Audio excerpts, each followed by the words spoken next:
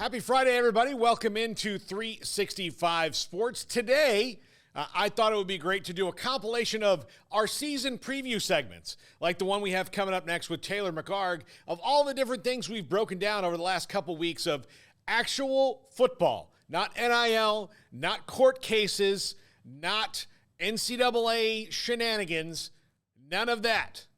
This is all about the ball. So you've got season preview magazines coming out right now, and obviously this is kind of incomplete because we haven't gotten to everything yet. We'll continue to do that throughout the summer, but just from me and Smokey and Craig and my co-host Josh Neighbors and Trey Elling from this week and Garrett Ross, all of us together going through the different things about the season, whether it's comparing PFF's numbers on receivers and linemen and running backs, or win total projections, conference championship projections. That's all coming up today. All about ball today. Just about the football. Hopefully it's a refreshing change from a constant dive into the legal system, which is not our forte because we're not lawyers. We get lots of great ones on the show, but this is all about the ball today. So sit back, enjoy, let us know what you think about every single segment and every single win total, every single player that we've mentioned. We want to hear from you. This is 365 Sports. Taylor McHargue comes up right now. Welcome back, 365 Sports. Our good friend Taylor McHargue joins us now, former Rice quarterback and current broadcaster who... Did you do 3 games in a week last year? Did you get a trifecta? We did. We got a Tuesday, Thursday, Saturday last year. We did have that stretch. Tried to pull off a Friday, Saturday, and had the flight get canceled Saturday morning. So I don't think I'll try that again. Oh well, that's Taylor's Swift hours that you're working there. So not quite the same pay. I'll switch contracts with Taylor Swift. I'm sure you would.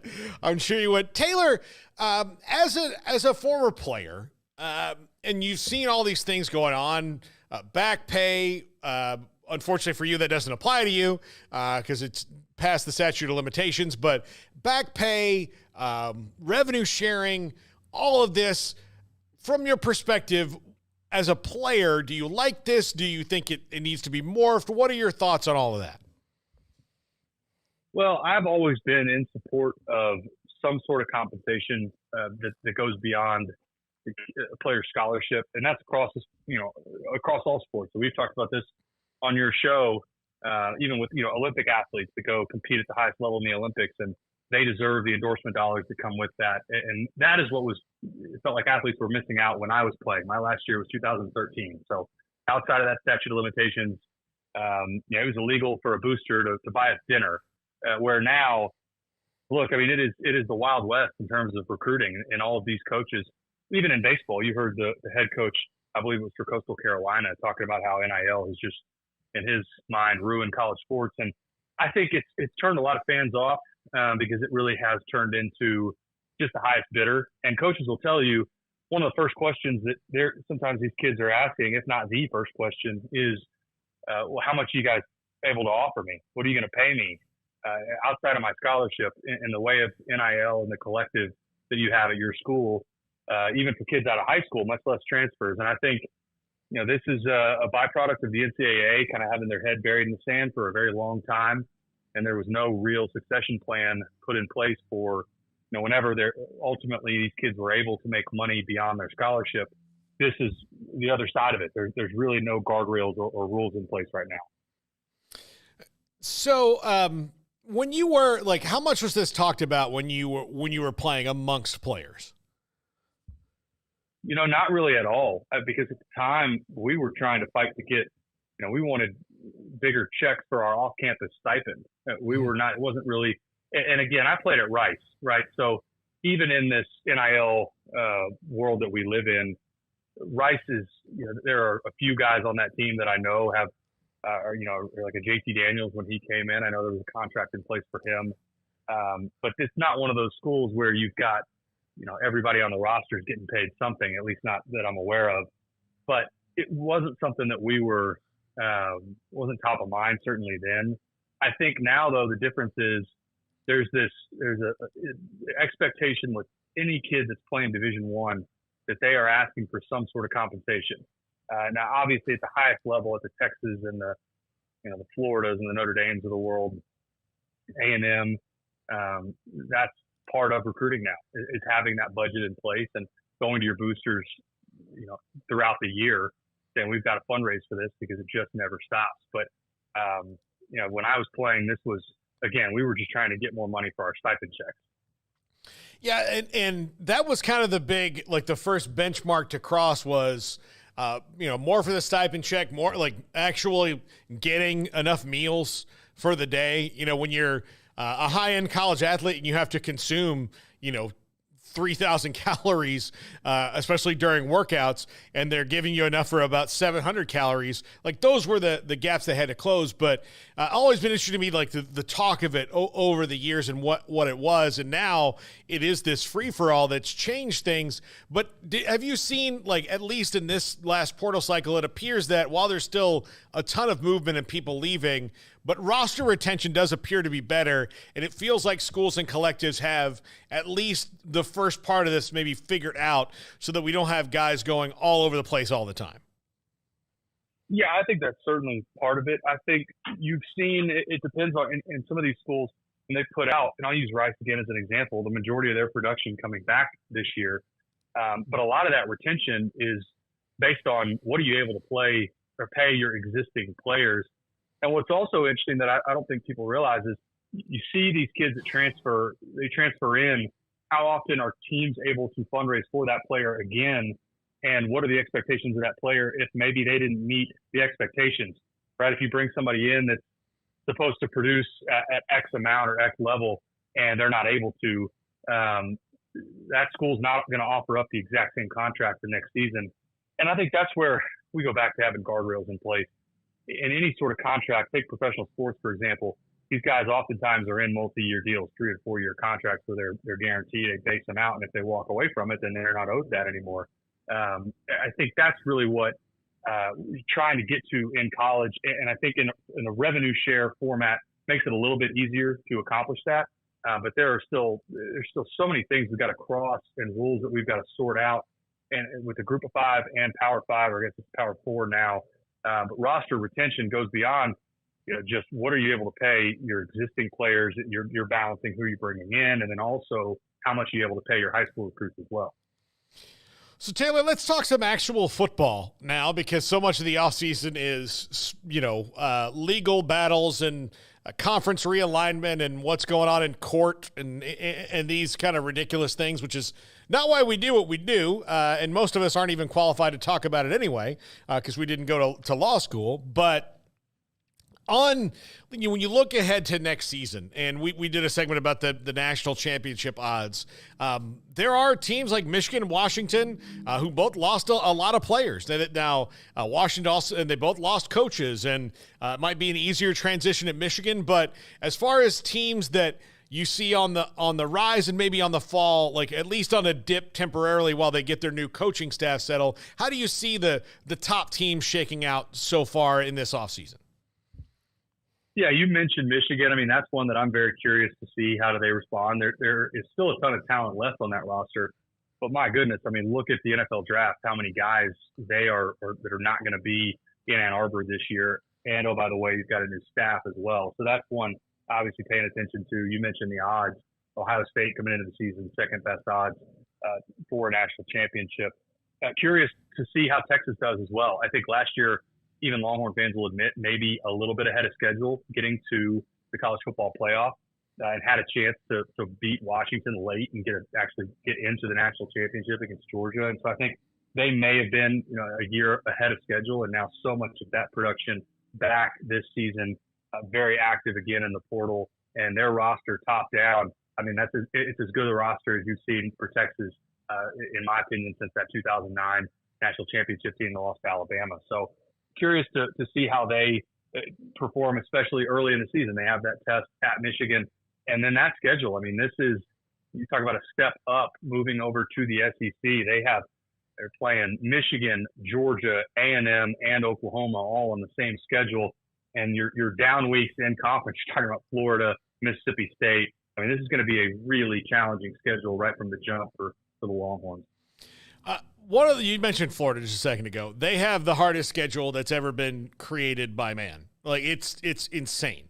They have one game on their schedule that you can say they'll definitely win that one, and the rest of them, even the ones they'll be favored in, is still like, man, this is dicey. I doubt they'll have a double-digit spread outside their FCS opponent all year long, even when they're favored.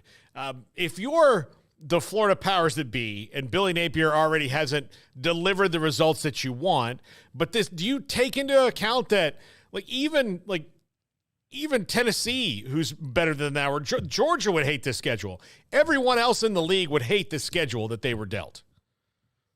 The schedule's brutal. I think you're really looking, if you're part of the administration for Florida, you're looking to see how do they perform even in a loss, right? If it's on the road and you're playing close, anybody that's reasonable will be able to look up and see, okay, even if we had Nick Saban, we're probably not competing for a national championship this year. I think the biggest thing, though, is some of the off-the-field stuff, how they handled, getting sued right now. I think that's the stuff that if you're a booster and the results aren't there on the field, oh, by the way, we're also getting dragged in the mud off the field as well, with headlines that you don't need in your program. I think that's the stuff that it wears on people. And if it's another down year, that's where you use that as an excuse, even with this brutal schedule, to make a change. If you look at the Big 12, it's hard to pick a favorite right now. It's hard to pick a team that you know for sure will be. I know there's some teams like Cincinnati or Arizona State that we didn't see a lot from last year and that we don't know, but it's hard to see a team that's going to be a true bottom dweller. Do you think that will be the most competitive league in the country this year, top to bottom? I think it's going to be incredibly competitive. I also think it's going to be incredibly entertaining. And I know losing Texas and Oklahoma, you lose some of that firepower, certainly. And I do think you lose, the potential for the big upsets. Anytime somebody would come in, take a Kansas a few years ago, even when Texas wasn't great, those games are always highly entertaining if there's an upset between those two teams. But man, with the schools that you have now, and when you factor in that you're now grabbing some of that West Coast time zone as well with Arizona and Arizona State, Mountain Time, West Coast time, you're going to get some of those late kickoffs in conference play. I think this has all the makings to be a really competitive and fun conference. These schools play a fun brand of football. And I thought it was interesting when you looked at odds that you had Kansas sitting there with the third best odds in the Big 12, Kansas State, Utah, and then Kansas. But I think this is going to be a league that you've got teams, all the way down to Cincinnati and Arizona State that I think could pop up and bite anybody in the league. I think it's going to be really competitive and a lot of fun to watch. It hasn't been this way since 2008 or whatever it was when Todd Reesing was there. But if Jalen Daniels is healthy, I don't know many teams that are going to be able to beat Kansas. And even though they're not going to play one single true home game this year because of the stadium renovations, that's a team that could find its way into the playoff to me pretty easily, given the health of Jalen Daniels, who I think most teams in the country, save for 3 or 4, would trade a healthy Jalen Daniels for the quarterback that they have. I think I totally agree. I think it's a really difficult brand of football to prepare against on the defensive side. And when you have somebody that's that dynamic at the quarterback spot, it doesn't matter the league. I mean, that's a difference maker. It really just comes down to his health. And what I'm also curious to see in the Big 12 is this a 2-team bid for the playoffs out of the 12-team league, or is this because it also, as competitive as we've talked about, I think this also has the potential to be a league that kind of gobbles itself up, and you end up with a champion that may have 3 losses on the schedule by the end of the season. I think that's certainly possible here. And if that's the case, I think it's going to be really hard to sneak 2 teams in there. Now, if you get some separation, possible to get one that has a 1 loss, maybe the second place has 2 losses and you get 2 in. But that's also something in this first year of the expanded playoff when it gets down to the wire. We've just replaced the drama of a 14 bid. We're trying to get that 5th team. Who's going to be the 5th team that's left out? Well, now it's who's the 13th team, and that's going to be all the drama around. Is that a 2nd place or 3rd place Big 12 team versus is that a 4th place or a 5th place SEC team? What do you think about Colorado? Shedeur Sanders, one of the better quarterbacks in the country, going to be a very highly, sought after in the draft, more than likely. But the fact that roster has turned over again, and maybe it's better than it was a year ago, but right now that's just so hard to tell, and it's so hard to build chemistry, even when you have a really good roster that's been together for a while. Sometimes that's tough to do. Colorado, I think, like everybody else, I'm just in a wait and see mode, because last season you had the whiplash of such a surprise, their success early. And then I think everybody that really followed the sport knew that at some point this was going to catch up with them, that they had outperformed expectations early. They had also taken advantage of some of the weaker teams on their schedule early, and then it caught up with them. And what Dion and his staff are trying to do is different than basically everyone else in the country. They go out and have proven in back-to-back years they have no problem revamping any position that they feel like they need to, and really going with the true free agent hired gun model. And is that sustainable? I think a lot of people would say no, it's not. I think you'll have more success than they did last year, but again, I think the expectations for some people got so out of whack early on, where it became, is this going to be a playoff team, when their roster from a power ranking standpoint was in the bottom half of the country. So I think tempering expectations, let's just get Colorado to a bowl game first and then go from there. Taylor, what you've done a lot of G5. You do a lot of G5 games. What is the G5 team that you think people are sleeping on this year? Oh my goodness, that's a good question. I'm excited to see what does the Mountain West look like this season. Boise State is a team that we've come to know them in years past as somebody that really knocking on the door of some of the big time bowl games and New Year's Day, New Year's Six bowl games. That's a team to me that they rallied late in the year last year, ended up putting together a solid back half of the schedule, and that's a team that depending on what their roster looks like, the Mountain West, the champion of the Mountain West, tends to be in a really good position. I'm also looking to see how does Tulane bounce back. They had this incredible year last year, but they lose Michael Pratt to the NFL. They lose Coach Fritz to Houston. How do they rebound in the American Conference? But still a lot of good football. And then also interested in my Rice Owls. They bring in E.J. Warner, Kurt Warner's son, quarterback who transferred in from Temple. And like I mentioned, they've got a ton of production coming back in a league where I think they've got a chance to be really competitive, and their non-conference schedule isn't too daunting either. I think Rice has a chance to have their best record that they've had in a very long time with head coach Mike Fulmer. I'm really interested to see Tulane. I think John Summerall's a heck of a hire that they made. I don't think that they're going to be like, if they have a dip, it might just be because they need to get a better quarterback or something like that to replace Michael Pratt. But for the hire they could have made, I can't imagine a better fit for coach and program given where they are. Yeah, I completely agree. And there's still what Coach Fritz had built up there and the pride that they had rolling. I just hope that Tulane is able to sustain that, because I remember going down there and playing where Tulane wasn't very good. They were playing in the Dome, and that program has come such a long way in a fairly short period of time. I just hope that they're able to sustain that. But I agree. I still think that's a top 2 or 3 team this season in the American. Taylor, do you have big plans for the summer, you and the family? Man, we got a couple deals. We got a 2-year-old son, so we basically, we're going to be at the pool like every single day, because that's all he wants to do. But no, we're good stuff this summer, and then working through right now what the fall is going to look like, and I'm working through contract stuff right now. So we'll know here pretty soon what that's going to be, and looking forward to another good college football season. Well, Taylor, always love having you on the show. Thanks for hopping on today, and we'll talk to you again soon. I appreciate it. Thank you, guys. Right. Taylor McHargue. Mike Craven joins us now. Mike, the cover has been released for Dave Campbell's. This is not a holiday. It's more like a feast day. If you grew up Catholic like I did, every saint has a feast day. This is kind of a Texas feast day, isn't it, when you guys released the cover? Yeah, it's nice. It's a fun day. It's nice to see the excitement out there. And for us, it allows us not to keep the secret anymore. You just get asked that question so often by friends and coaches and people in the industry, and you have to just kind of like give them the runaround. And now I can just kind of talk about the cover story. So that's always nice. So my uncle, I grew up in a family full of Aggies. I'm not one, but I guess I am by relation. But I talked to my uncle today, and he is of the old Aggie group that he doesn't want to play Texas anymore.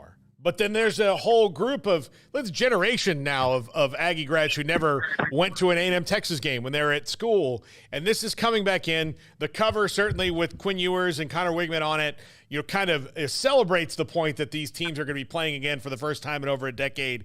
What is the buzz that you felt around talking to fan bases, coaches, administrators from these programs about this rivalry being back? Yeah, I mean, I think the buzz is high. I mean, just look at, what is it, Friday night or Saturday night when Texas A&M played a baseball game in a regional tournament. It was huge. That place was sold out. All the fans were on Twitter talking about it, right? Like it just, I think college football at its core is a regional sport. And we've lost so much of that with conference realignment over the last 10 to 15 years, especially over the last 3 or 4, that it's nice to have one of these back.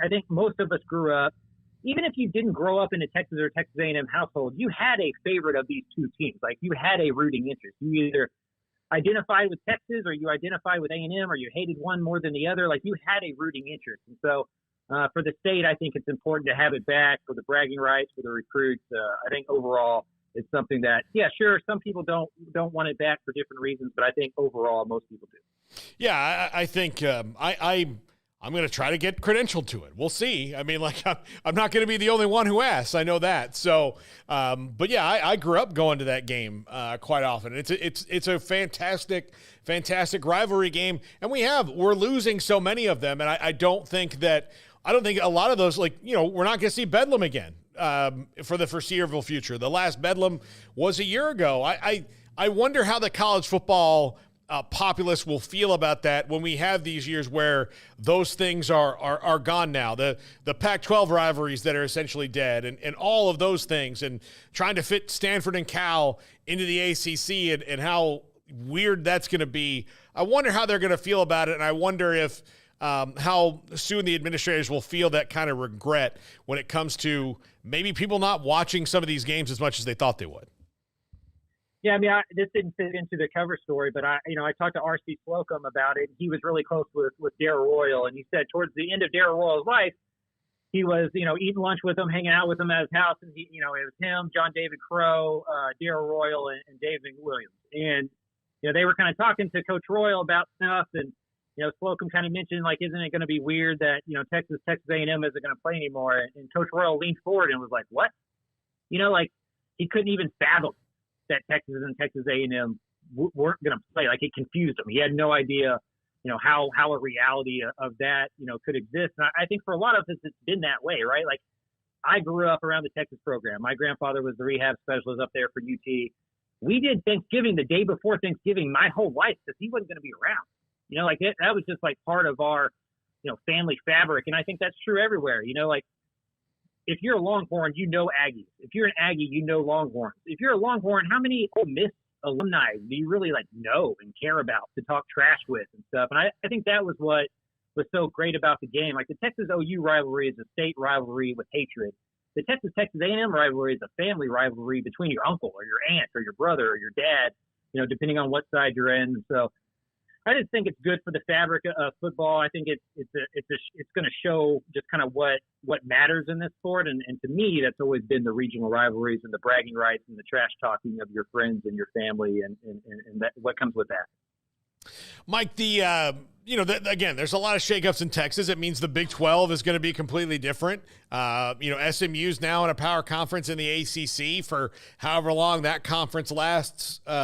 After their court battles continue. But do you see this as, with Texas on the upswing and playing in the playoff last year with, Tech looking like it has some positive momentum, even though they've been a little up and down with TCU a couple years ago, this is maybe all this is going to be good for the state of Texas overall, football wise? It'll be interesting. The last couple of years, it feels like a team that's kind of come not out of nowhere, but you couldn't predict the TCU thing. You didn't predict the Baylor thing in 2021. To a lesser extent, SMU's run last year, and just like if Texas could get over the hump, there's always there's always a team we think is going to be really good that ends up not being that great. There's always a team or two we don't have huge expectations for that ends up being great.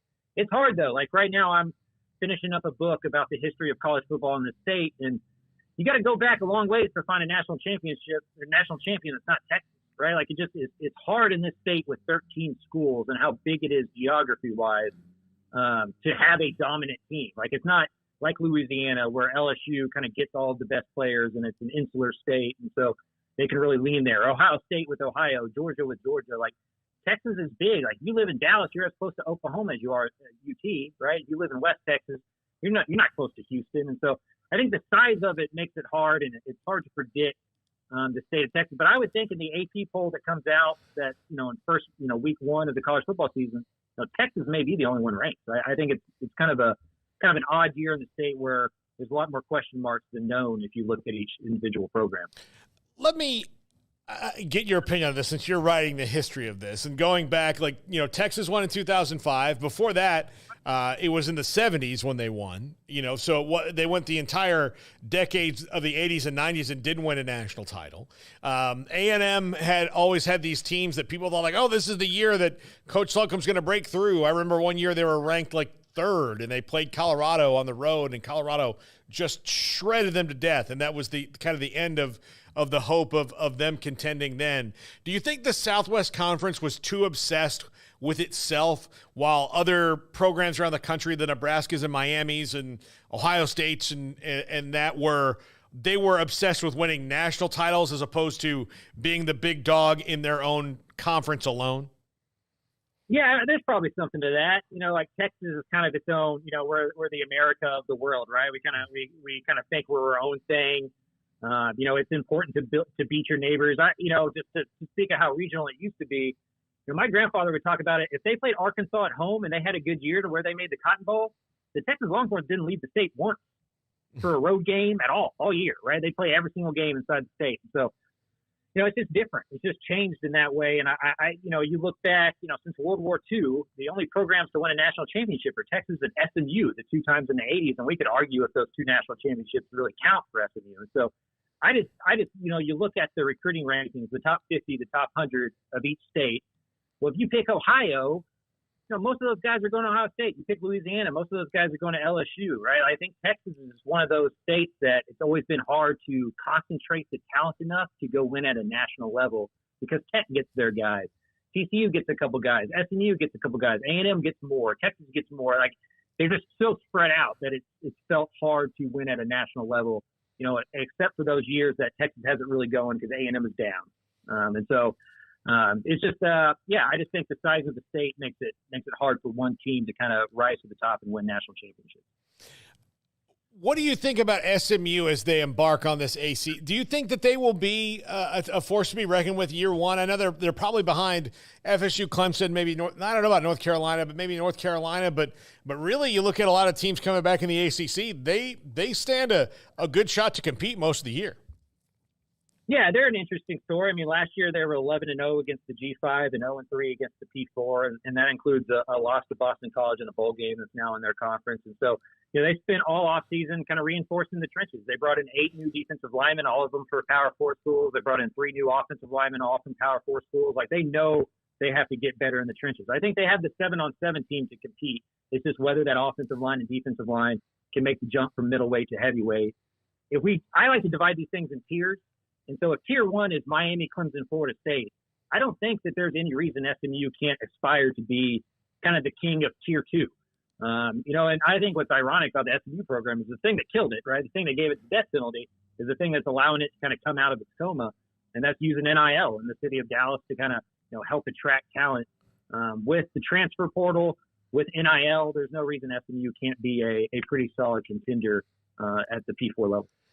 Do you get the sense from SMU fans that they're really hoping that Arkansas looks elsewhere if they decide to move on from Sam Pittman than Arkansas native Rhett Lashley?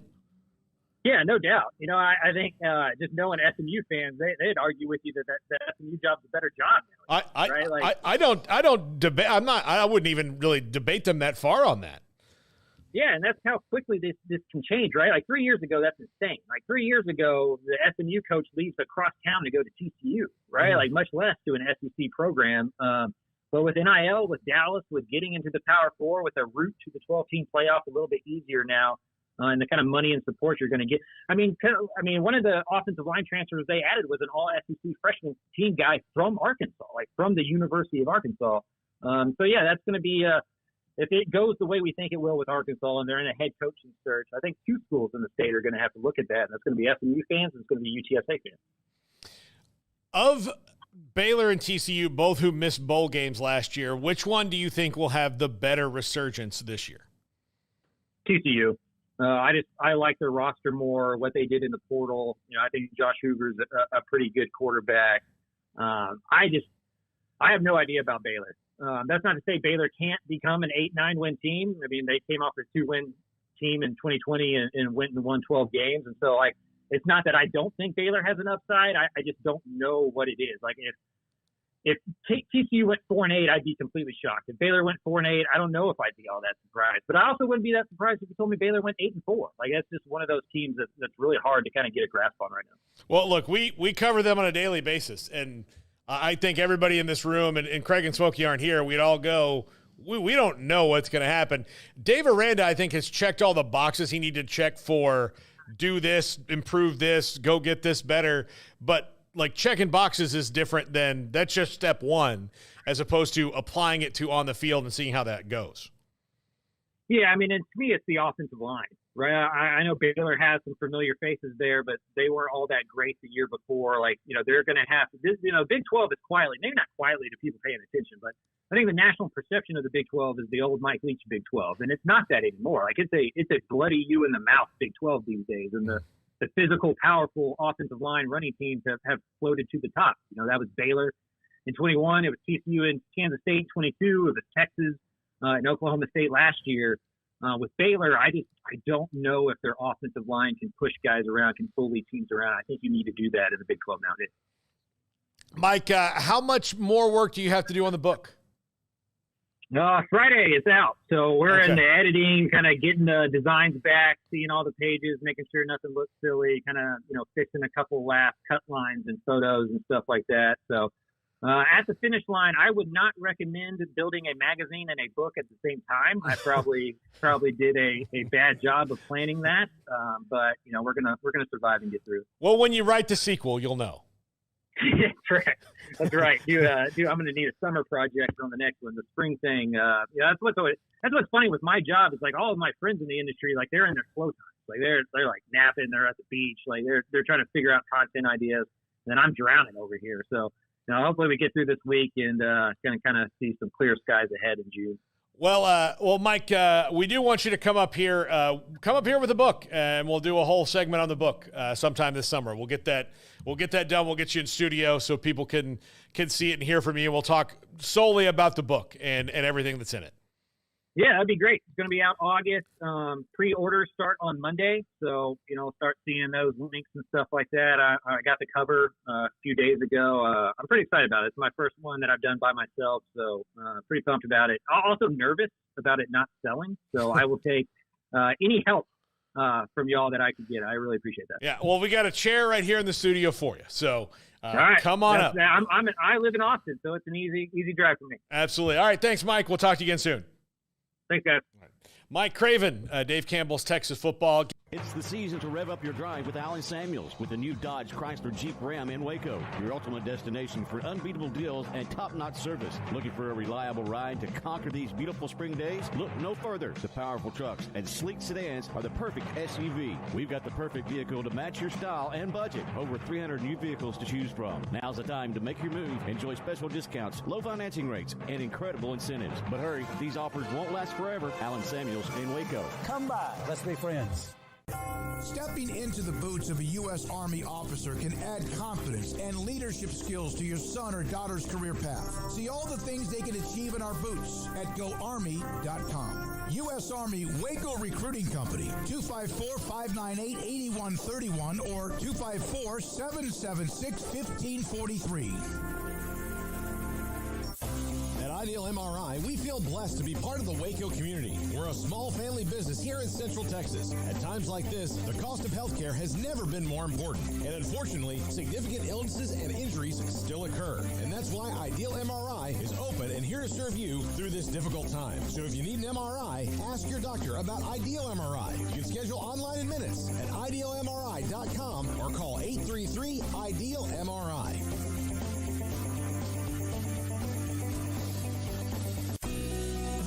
Johnson Realtors guide you seamlessly through the process of buying your dream home or selling your current one. Commercial, farm and ranch, or residential, Camille Johnson Realtors can smoothly and successfully lead you through any transaction. With a team of 28 experienced agents who are excited about serving you, Camille Johnson Realtors services the entire greater Waco area. If you're in the market to buy or sell, contact Camille Johnson Realtors, 104 Midway Center in Woodway, or find them online at www.camillejohnson.com. Camille Johnson Realtors, elegant, charming, warm. Welcome home. Parenting is full of surprises. You never know what to expect. So after our son was born, I called my Texas Farm Bureau insurance agent to set up a life insurance policy in case something happened to me. Sawyer is now 2. And we'll soon have a sister. There's no one else I would trust with protecting my family. Stop by and see our agents at one of our 3 McLennan County locations. Coverage and discounts are subject to qualifications and policy terms and may vary by situation. Baylor alumni are more than 160,000 strong. When we all join hands to support our university, we don't just move the needle, we move mountains. Working together, we create life-changing opportunities for students on the field, in the classroom, in the laboratory, and in life for generations to come. So get connected, get involved, learn how at baylor.edu/alumni. Let the journey to financial brilliance begin with Genco's limited time offers. Max your earnings with a Kasasa cash account and get paid monthly with a 4.25 APY. That's $425 annually. Then invest in a 13-month share certificate and earn 4.9 APY. That's $529. Earn cash and outshine the rest. At Genco, we offer you the sun and the moon. Kasasa based on average daily balance of $10,000. Certificate based on $10,000 investment. See GencoFCU.org for details. NCUA. This is 365 Sports. The 3 o'clock hour is sponsored by Waco Custom Marketplace. Meats, sweets, Texas treats, and a cut above the rest. 425 Lake Air Drive, Waco. These are the 7 teams that PFF College, and we're going to spend a lot of time with them today. They've given us a lot of content this week. Good people over there. Yeah. They're helping us out. Good people. Shout out Chris Collinsworth. Yeah, thanks. Thanks for doing something for me once in your life, Chris. But Arizona, Iowa State, Kansas, Kansas State, Oklahoma State, Texas Tech, Utah, or the field. Josh, what say you? Wait, 7 teams or the field? Like the best 7 teams of the field? Yeah. Or is there a team in there that fits in? Teams. The best 7 teams. Yeah. Or is there a team they're leaving out here? It was both Kansases, right? Yeah, both Kansases. Utah. Can I admit some teams? Yeah. Let's take some teams out. Iowa State's out. Yeah. Okay. That team was maybe next year, but that team is not athletic enough. They don't do a whole lot for me. Okay. I think they're gonna be decent, but like they just talk about winning a conference championship is not enough there. Yeah. Okay. Arizona, yeah, I can see it. Yeah. Oklahoma State, I definitely can see it. Utah can definitely see it. So I like Kansas a lot. Mm-hmm. I love Kansas. That program's in such a good spot too. Like that, like the one thing about Kansas, the only game they felt really outclassed in last year was Texas. Oklahoma, they looked like they belonged physically in the same field as OU, and I cannot remember a time we ever said that. Mm-hmm.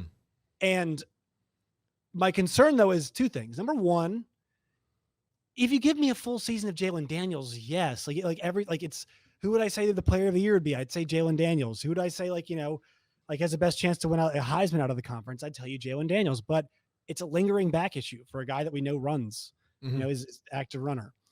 It's a great 2-headed monster in the backfield, but we need both guys to be there. The encouraging thing last year was when Bean and Cole Ballard even played, they were competitive. But I just don't know who's going to be quarterback for them. I can't bank on Jalen Daniels.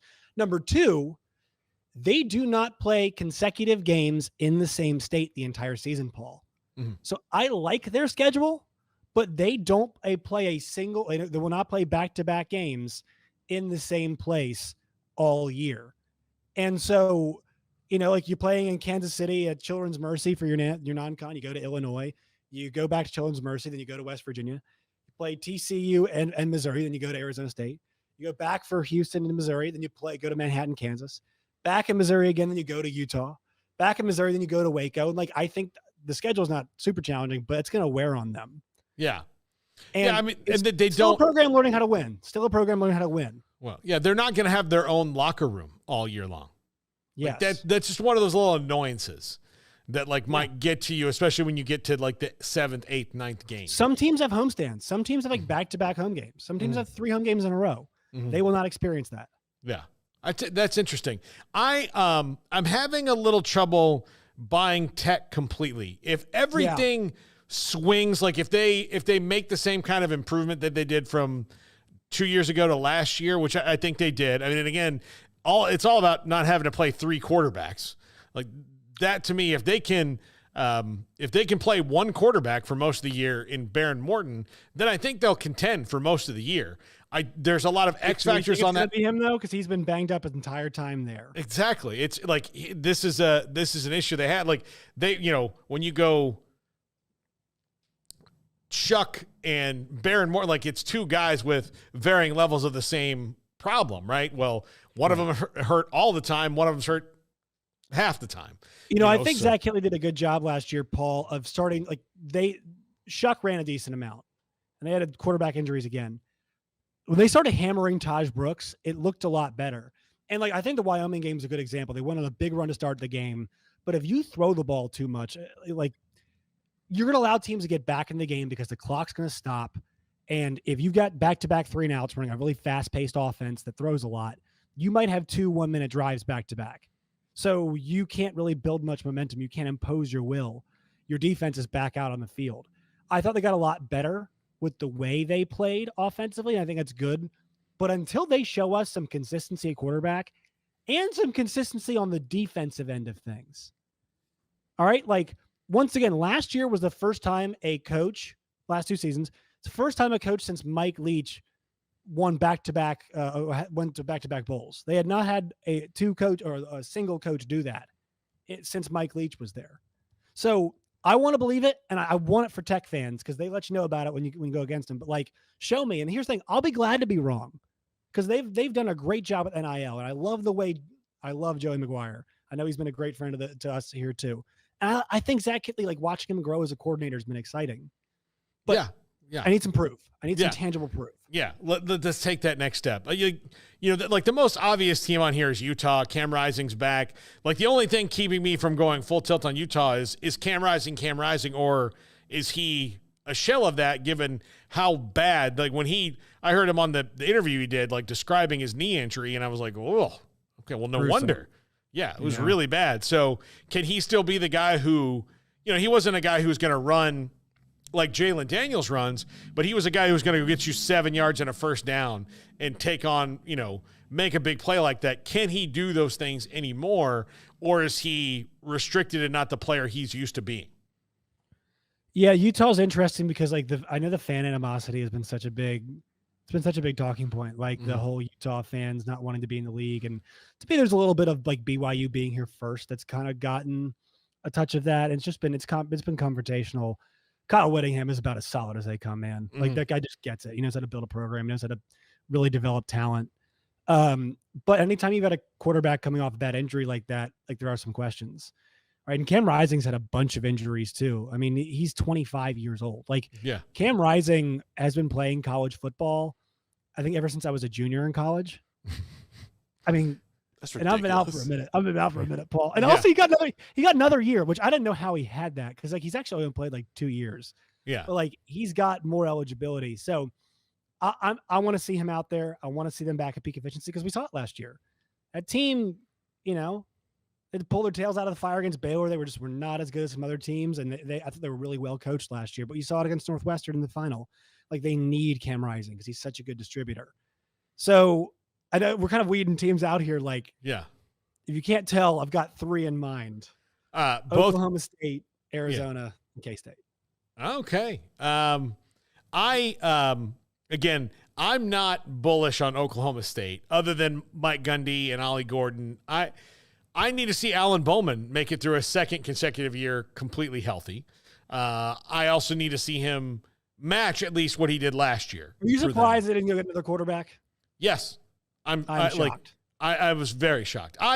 Here's where I land on 7th-year quarterbacks. Like, even Cam Rising falls into this. You're there for your 7th year. Yup.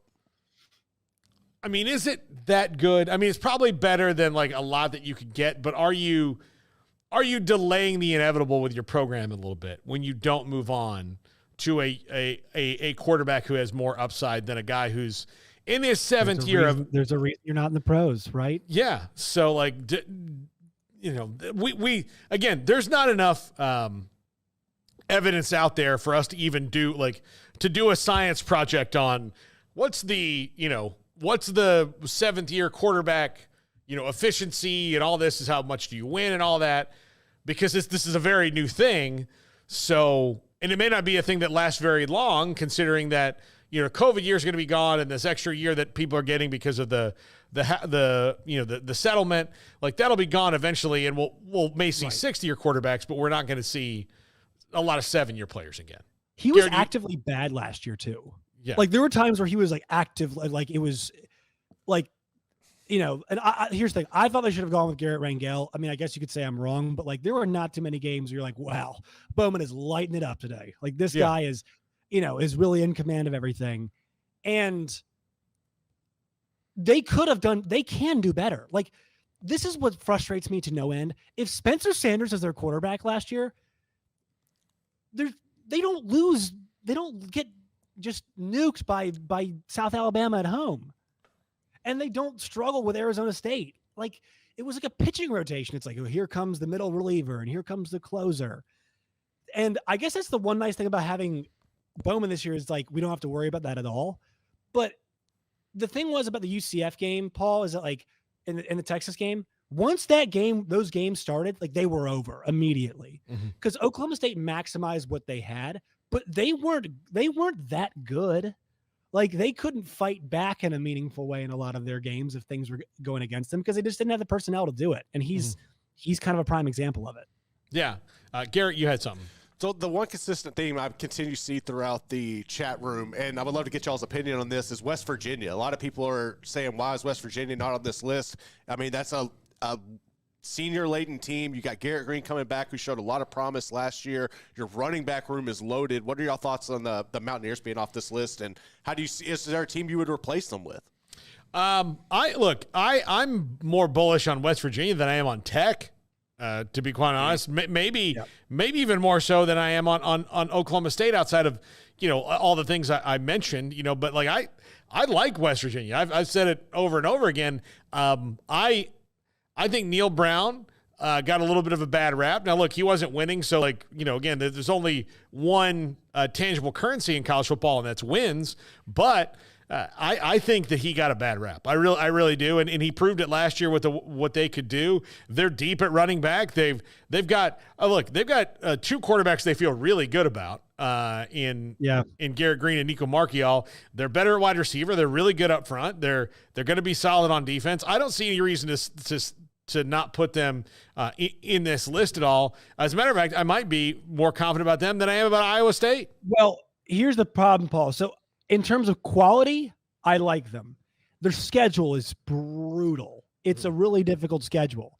They play Penn State the first week. And by the way, that game is at noon, I believe, which is a travesty. Absolute travesty. That game's happening at noon.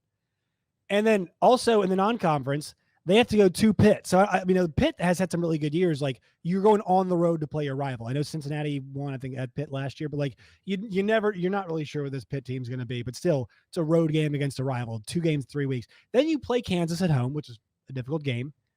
Another road game at Oklahoma State. Then you have Iowa State, Kansas State. But those games are at home, which is nice. You're at Arizona then at Cincinnati, which is not that bad. You've got Baylor, UCF, at Texas Tech. So out of your road games, you've got a rival in Pitt, at Oklahoma State, at Arizona, and at Tech. Those are all really difficult road games for them. And they've got, in terms of teams that made bowls last year, Penn State, they've got KU, they've got Oklahoma State, they've got Iowa State, they've got Kansas State, they've got Arizona, they've got UCF, and they've got Texas Tech. So they play 8 teams that went to bowls last year. A majority of those teams think they might be better than they were last year. So I like the team. I think there's a chance they could be a better team than they were last year and maybe not win as many games as last year. Well, there you go.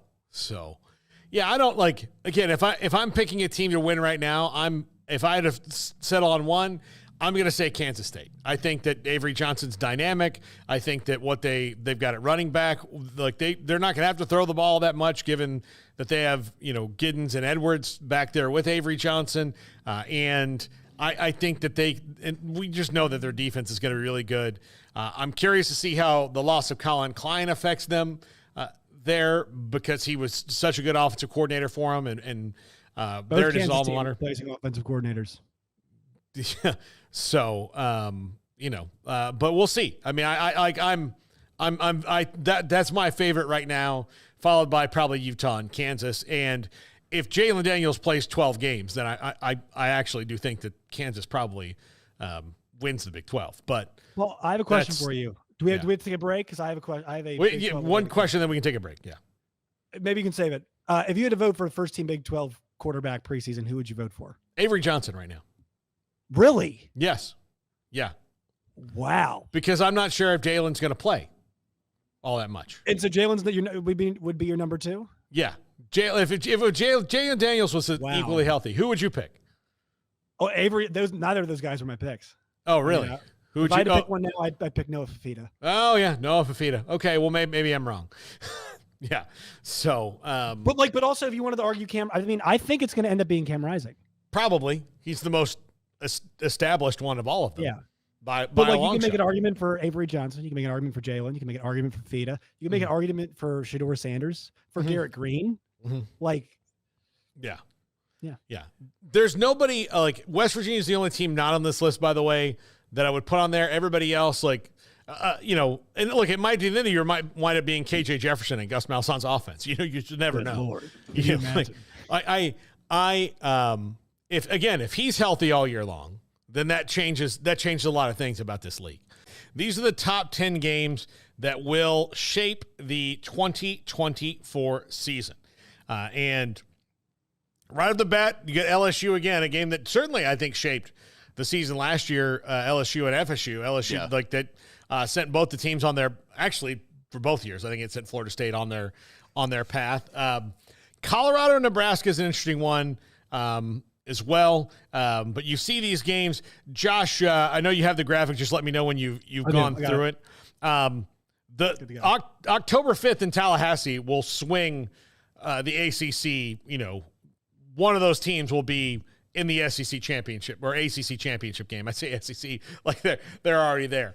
No, but in the ACC championship game, there'll also be a lot of weird realignment energy around it, because outside of that day, these two schools are so closely aligned on what they want their futures to be. It's going to be interesting to hate each other for a day and be like, all right, we're back on the team after that. But yeah, there's some really good ones on here. What jumps out at you? What should not be here about shaping the college football season? And is there one you can think of that goes in here in place of it? Colorado, Nebraska needs to take a hike. That game. Yeah, I mean, Nebraska missed a bowl, 5-7. I know people think they're going to be good this year. We'll see. In Colorado, obviously, he's got all this stuff. So, it's fun. It's exciting. And what week is that of the year? Is it early again, I'm assuming? It's September 7th, yeah. So, yeah, it's going to be fun then. But, it was fun then last year. And where did those two teams go? So I loved your tone in that. It was well, fun, look, let's be honest about it. Mm-hmm. What? Neither of those teams have been relevant. Yeah. So shape what? Who makes the Alamo Bowl? Great.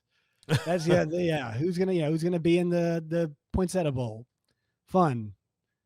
I love it. Yeah, look, Florida State, I know I'm biased here, but they played Notre Dame towards the end of the year. To me, that shapes the season, especially that point in playoff contenders, way more than that one does. And there's probably some SEC Virginia Tech games. Clemson. I think Virginia Tech Clemson should be on this list. Yeah, because Virginia, that could be Virginia Tech's coming out party right there.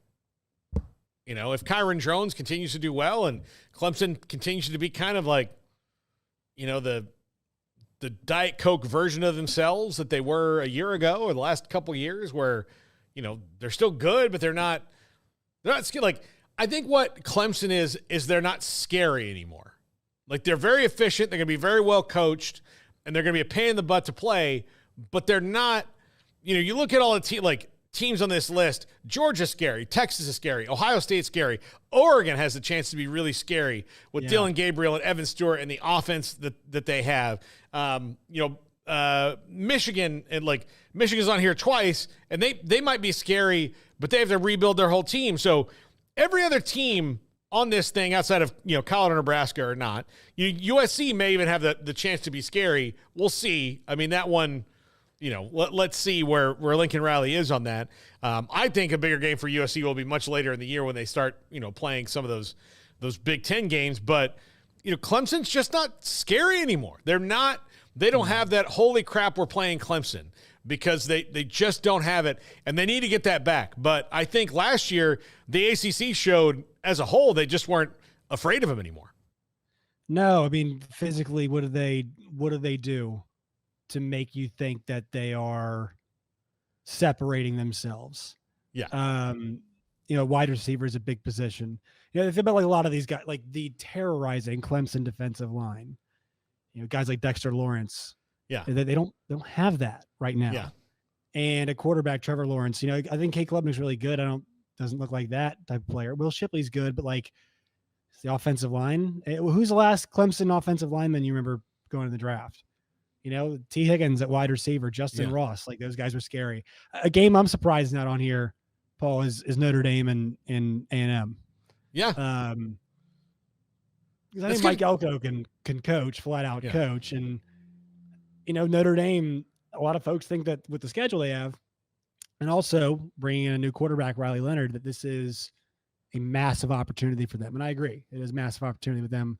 But their schedule is always so challenging. So they kind of need to, if they want to go to the playoff, they kind of have to win this game. You can't be, with the schedule, it's always that tough. You can't be spotting losses that early. No. So I think, to me, it's a huge game. I would not necessarily put Penn State on here yet, because again, Penn State and Clemson live in the same thing to me. Are they scary, or are they just efficiently good? I think you could put Penn State if you would have put Penn State versus West Virginia, because I think that game has a lot of bearing on the season for both of them, and it's early on. I think that would be justifying in putting Penn State, but until they prove it, you're right. There's no point. I think it's funny because I think ostensibly Penn State, Michigan to me is super interesting because it's all right, where is Michigan at? And Penn State, can they elevate from what they were last year, even though they're losing some guys on the defensive side of things? And I think, if you want to pick West Virginia game, that'd be a great example of a game that's gonna have some bearing. So I would go that direction. Ohio State is prominently featured on this. To me, guys, I'm tasked right now for Bleacher Report to find the 10 best teams in the country for next year. Ohio State's my number one. I agree with you. They had the most efficient portal haul, not only just big names, but how do you get, where were you deficient and how do you get better? They got better. Quarterback may be a question. I think that they got better quarterback. They got better quarterback. Yeah, no doubt. Yeah. I mean, is he going to be good enough to win a national title at Ohio State? We'll see. But, they didn't lose anybody, right? They didn't really lose anybody outside of Marvin Harrison. They got Quinshawn Judkins going in the backfield. They got Caleb Downs. They got Will Howard, who's better than Kyle McCord. And then they've got a bunch of young studs behind him that are just waiting in the wings. Got Travion Henderson, Emeka Ibuka, Quinshawn Judkins, Will Howard. They have a defense that the only player who does not have a redshirt junior or redshirt senior by his name is I'm totally blanking on his name. Kid from a secondary player they got. Caleb Downs. Yeah, and he's like the best player of the defense, and he's a sophomore. Yeah. So like their defensive line could be like really good. Yes, like they have a tough schedule, but I think to me it's the best team. So I agree with all those. Michigan, I'm interested in. I would only put one. I know Ohio State, Michigan's always interesting. Like I would much rather see just Michigan, Texas. I think that's kind of the game. Yeah, look, that's a big one. That's a big one for Texas to go up there and beat a team in a place. Texas should be better than them this year, by the way. Yes, they should be. Absolutely, they should be. But that's still a tough place to go and play. And so that's certainly a season-defining game for Texas. I'm distressed that there's only one Big 12 team on this list, and it's Colorado. There's several former Big 12 teams on there, 3 former Big 12 teams on the list, but. You're telling me that like Kansas and Kansas State is going to shape the season if they're both that good? This could be the best Sunflower Showdown ever. Like the most high stakes maybe the most high stakes for Armageddon ever. If Iowa State is as good as they think there's going to be. So there's a couple of games in the Big 12 I would say that like supersede some of these. Now your Mizzou Tigers at Alabama late in October. Yeah, is Mizzou for real? Is Bama? Still at least a little bit of Saban Bama as Kalen DeBoer have them, close to where they were. And is Mizzou and Brady Cook and Luther Burden and was it Carroll, the running back that they got from Mizzou? Are they? Yeah, and they also still have Theo Weiss, who was fantastic for them last year at wide receiver. And then Greg Norfleet, who's a really good tight end. Like their passing attack should be dynamic once again. Defense, they lost a decent amount. I'm interested to see how they can make up for that. Is the thicker kicker still there? No, he's at Carolina now. That's right. Oh, well, gonna miss him. Yeah. Yes, absolutely. But I do agree with that one. Ohio State and Oregon is going to be huge. Yeah. Because you've got a 6-year guy in Dylan Gabriel, who's there at Oregon. Evan Stewart is going to explode in Will Stein's offense. Absolutely explode in that offense. And Jimbo Fisher is going to kick himself for the rest of his life. Yeah. With his gold-plated boot, but still. Yeah. Can you win a championship with Dylan Gabriel as a quarterback? No. That's good. That's an interesting question. But still the team's going to be really minds good. Want to know. Yeah. Look, they, I hesitate to say they downgraded a little from Bo Nix, but Bo Nix it was really kind of in his bag last year. I think you can make an argument they might have downgraded. Yeah. What do you think? 100%. He's 100%. Yeah. Well, look, Definitely, Bo Nix is a first-round draft pick. Dylan Gabriel's not going to be. No, because of his physical limitations. Yes. Like his arm you're not like, wow, that was a Dylan Gabriel rocket. He's thrown across the middle there. He's also like 5'6". Yeah, sure. He's not a big dude. He's a gamer. Like if I'm in the situation Oregon's in where I got Dante Moore, he wants to develop and I need a veteran. I'm happy with Dylan Gabriel, especially given the talent I have around him. But is he going to beat, Ohio State, Michigan, Penn State, is he going to be better than all of them to get you there? We'll see. But I do like it. This is 365 Sports. With so many companies and policies out there, it gets so confusing shopping for insurance, and I never know if I'm getting the policy that's right for me. Luckily, I met the team at the Niche Group Insurance Agency. With the Niche Group, you can go to one company and get access to coverage options from many insurance carriers, and you get to speak to a real person about your specific coverage needs. With the Niche Group, I know I'm getting the right coverage at the right price. If you need insurance, talk to the experts at the Niche Group at 1-800-258-8302. Don Humidor and Coffee Beans in the Town West Shopping Center in between Richland Drive and Valley Mills in Waco, home of a 48-foot walk-in humidor. Padron, Cohiba, Ashton, Macanudo, Romeo and Julieta, you name it, they have it. The best elite, high-level, world-ranked cigars inside their 48-foot walk-in humidor. My favorite brand is Rocky Patel. They have many different Rocky Patel cigars for you. And Vita Dreams, a CBD product that helps you fall asleep a lot easier and more restful at night.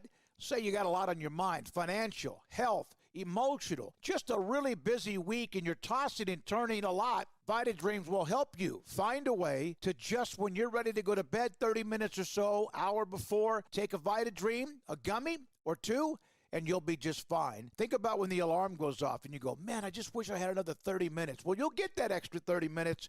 Try Vita Dreams. THC product for very chronic, serious pain. And then also fresh coffee beans. Don Humidor and Coffee Beans in the Town West Shopping Center. New owner is Josh. Cheyenne is still there in between Richland Drive and Valley Mills in Wake.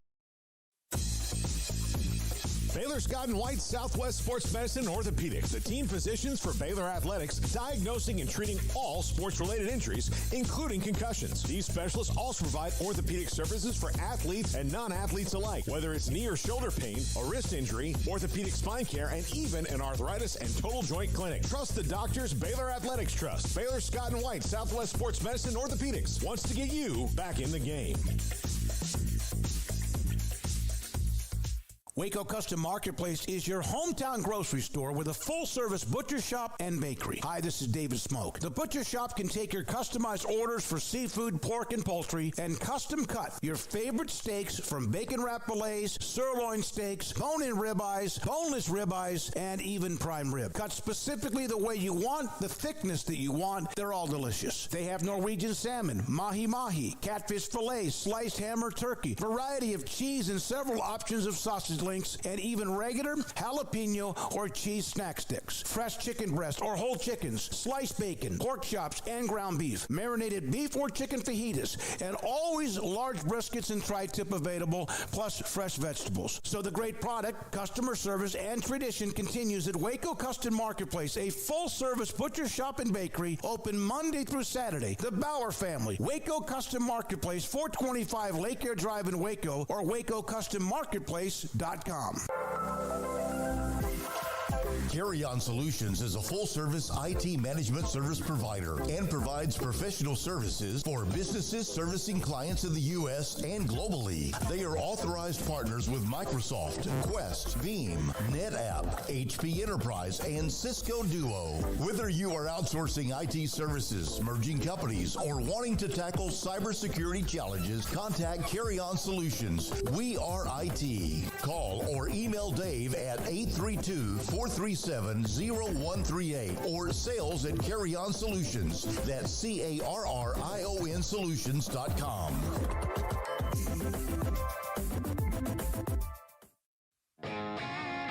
This is 365 Sports, powered by Sikkim365.com. Enjoying the show? Hit the like button and subscribe. All right, the other day, Craig, we did the Big 12 running backs. So I thought as we went in and get to talk a little ball going out of here, PFF did the highest graded SEC running backs. And this one jumped out at me is, look, there was one team, UCF had two on the other one, right? They had two. Nobody else had two on the Big 12. Well, this one is divided up mostly between Ole Miss and everybody else. Ole Miss has three of the highest graded running backs here on the list. And Garrett, I'm curious of how you feel about at least one of them. Yeah, imagine. Ulysses Bennett, number one. Bentley at number one. Devon Booth from Mississippi State at number two. Jawarn Howell from South Carolina, rated above Rocket Sanders, by the way, which surprises me. Trevor Etienne at Georgia now at 82.1. Jaquinton Jackson, who transferred from Utah at 82.1.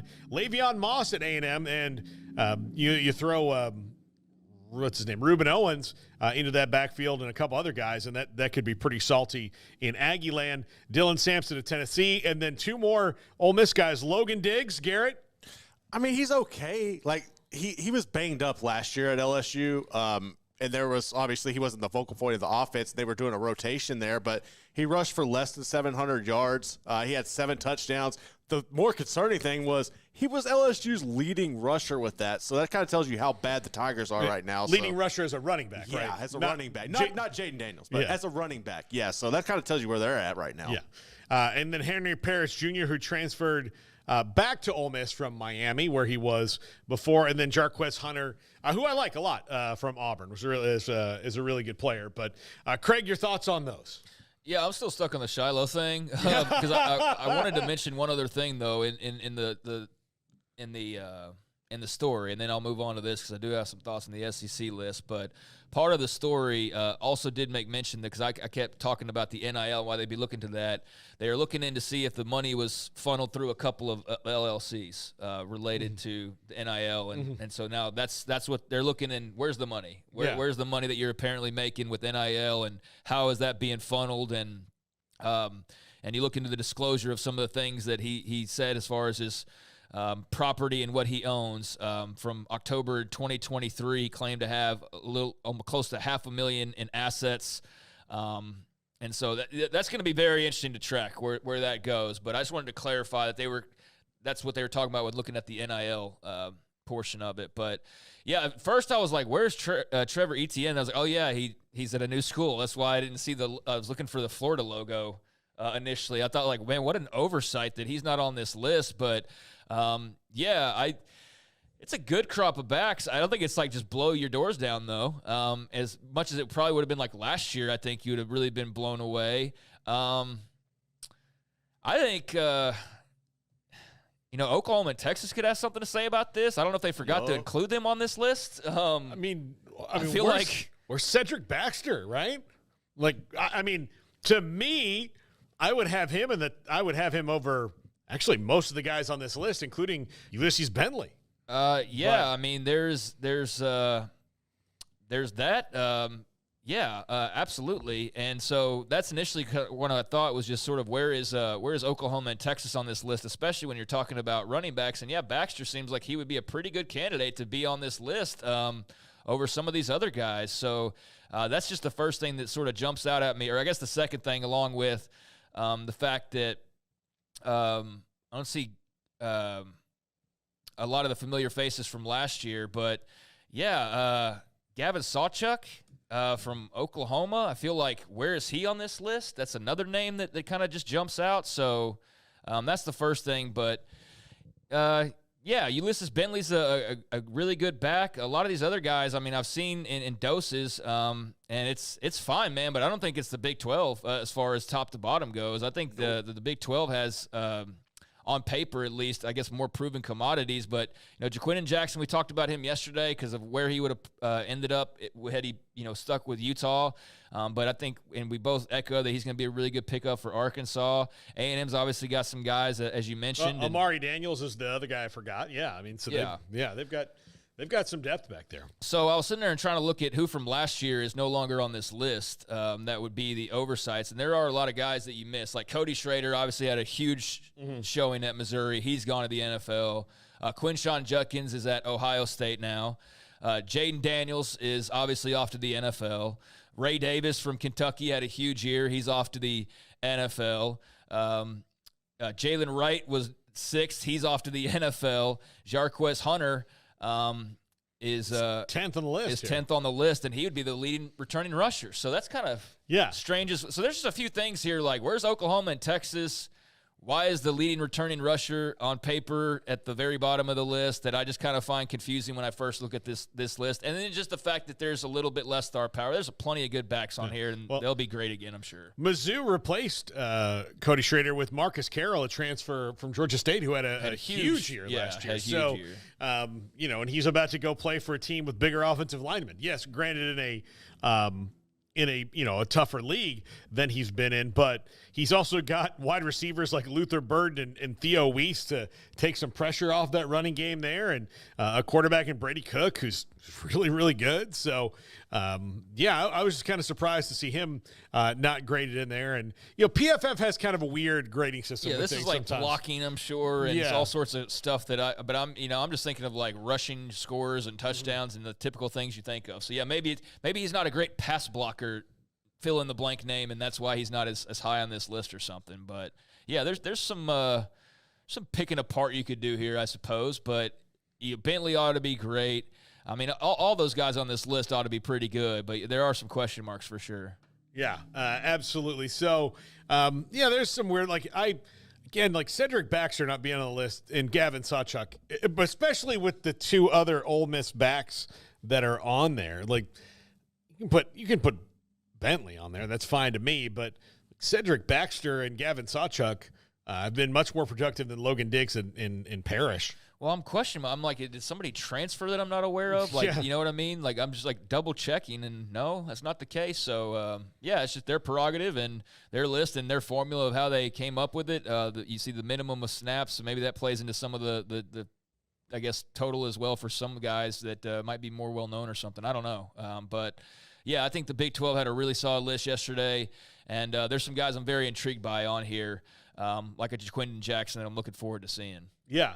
I am. I think Booth with the Levy offense ought to thrive. I mean, they're going to – I know people think of the throwing around of the football when they think of the Brow-style offenses, but, I think that he ought to have a big year so I can see that panning out even better as the season goes along, because Mississippi State will run the football if it's anything like what we become accustomed to seeing with that style of offense. Yeah, absolutely. And I think Trevor Etienne in Georgia's offense is going to that's going to be sick. Yeah, I was so confused when I seen his name originally. I was looking for the Florida logo, and I didn't see it, and I was like so confused at first. But, there he is. Well, I mean, he might have to deal with probably, I'm sure, a short suspension. That's the other part of it. Like but and so I originally thought that's why he wasn't on here, was like that he's unsure how much time he was going to miss. But, no, I think that's still getting cleared up. Yeah, no, but he's electric, and I know that everybody in the ACC is glad that they don't have to deal with didn't have to deal with his brother anymore, and now the SEC was maybe hoping he would get out of there, but now he went to the best team in it. So the rich get richer there, and that was I read a great column about this week in The Athletic. Seth Emerson wrote it about how Kirby Smart and Dabo don't have different philosophies, but this is where Kirby Smart is different. If the best player from your rival wants to come to your school, he says, okay, I will, because that's a double whammy. Trevor Etienne going to Georgia is like, if he was coming from Washington State, would still be great for them. But it's kind of like a divisional win, right? Where when you beat somebody in your division in any sport, that counts like 1.5 at least, because it is, you just took the biggest bite. If you were at Georgia and the plan was, how can we take the biggest bite out of Florida this year? That was it. Trevor Etienne right there. That's how you take the biggest chunk out of them and put them even further up against the 8 ball than they already were, because the one proven true dynamic offensive playmaker that they had potentially coming back, especially after Ricky Pearsall left, was Trevor Etienne. And now, no. I want to go where I'm guaranteed to win a little bit more. Who is LSU's biggest rival? It would either be Ole Miss or Alabama, technically. Do you know them as well as Paul knows his biggest rival? Because Paul, I feel, could give a breakdown on Florida like it's Florida State. I mean, I think maybe I could do the same with Miami. I could do it for Texas. Yeah, I was just wondering if that's. I can do it for Miami too. But you just okay. I can do it for Miami too. Definitely. Is everybody like that? You think? I mean, as far as knowing their rival, I can tell you, I have confidence in breaking down Clemson, Miami, and Florida very, very well. Yeah, very, very well. I'm pretty good on some others, but those 3 in particular, I watch what they do with great interest. That's got to be the first measuring sticks are those 3. Then I can worry about anybody else they would play in a potential playoff or postseason game down the line. So I need to know how up against it everybody is or how not. And so, I could break it down.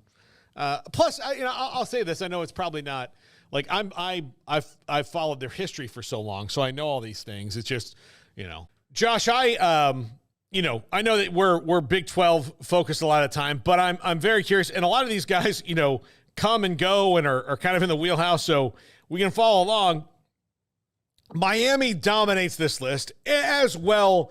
They should. But, like PFF has a weird way of grading things. And, the fact that, part of it is, how many snaps that they played. So,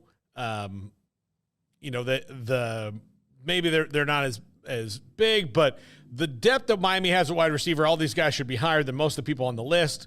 The fact that, look, FSU loses Keon Coleman and Johnny Wilson, but Ja'Kai Douglas not on the list. Like, there's some things that I'm a little There's a Stanford player on my ACC list, Paul. What's going on? There's 2 SMU players on your ACC list as well.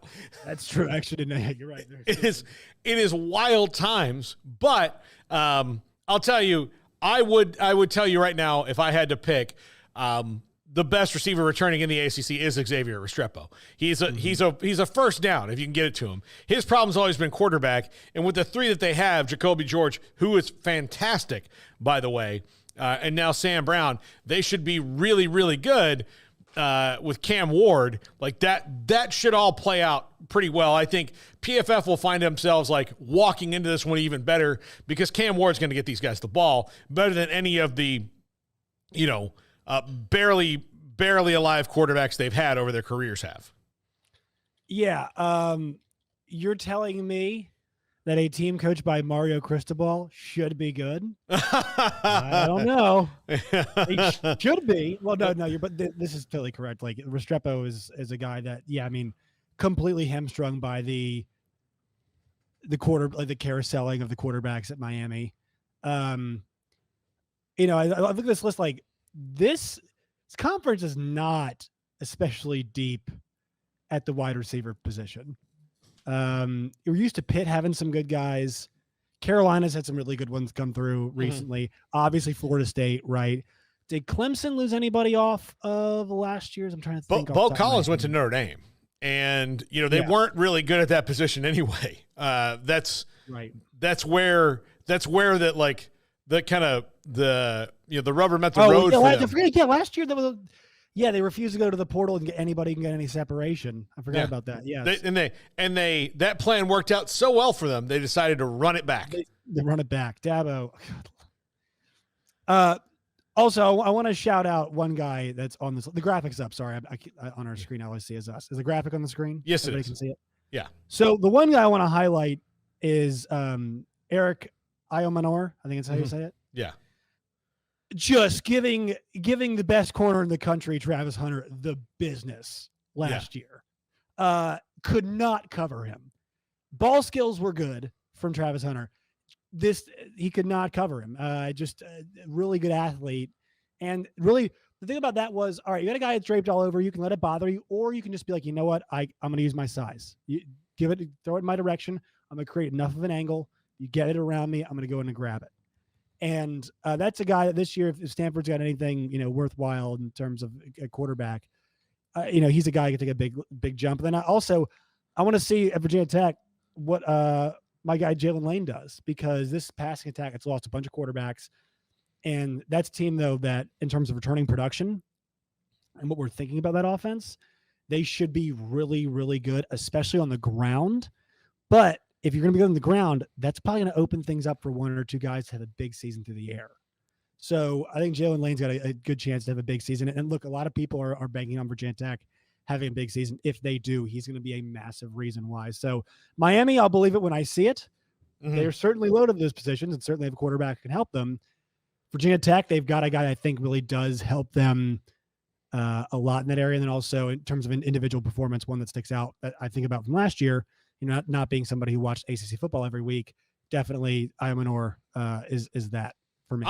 I'm kind of surprised that, look, Stanford has the benefit of being Stanford. So, they're going to lose some transfers, obviously, but because they're Stanford, they can always be like, well, is the school you want to go to Stanford? No. So he's one of those guys I was just kind of surprised that didn't get in the portal. But again, it's Stanford. Like, not everything's about football, but he's one of the most talked about receivers in the country. And just looking across the list, of teams that aren't represented here, like the Carolina's not. FSU has pretty much all new starters across the board there. FSU, yeah, that's the one where it's like, look, by the end of the year, is an FSU wide receiver going to be top 10?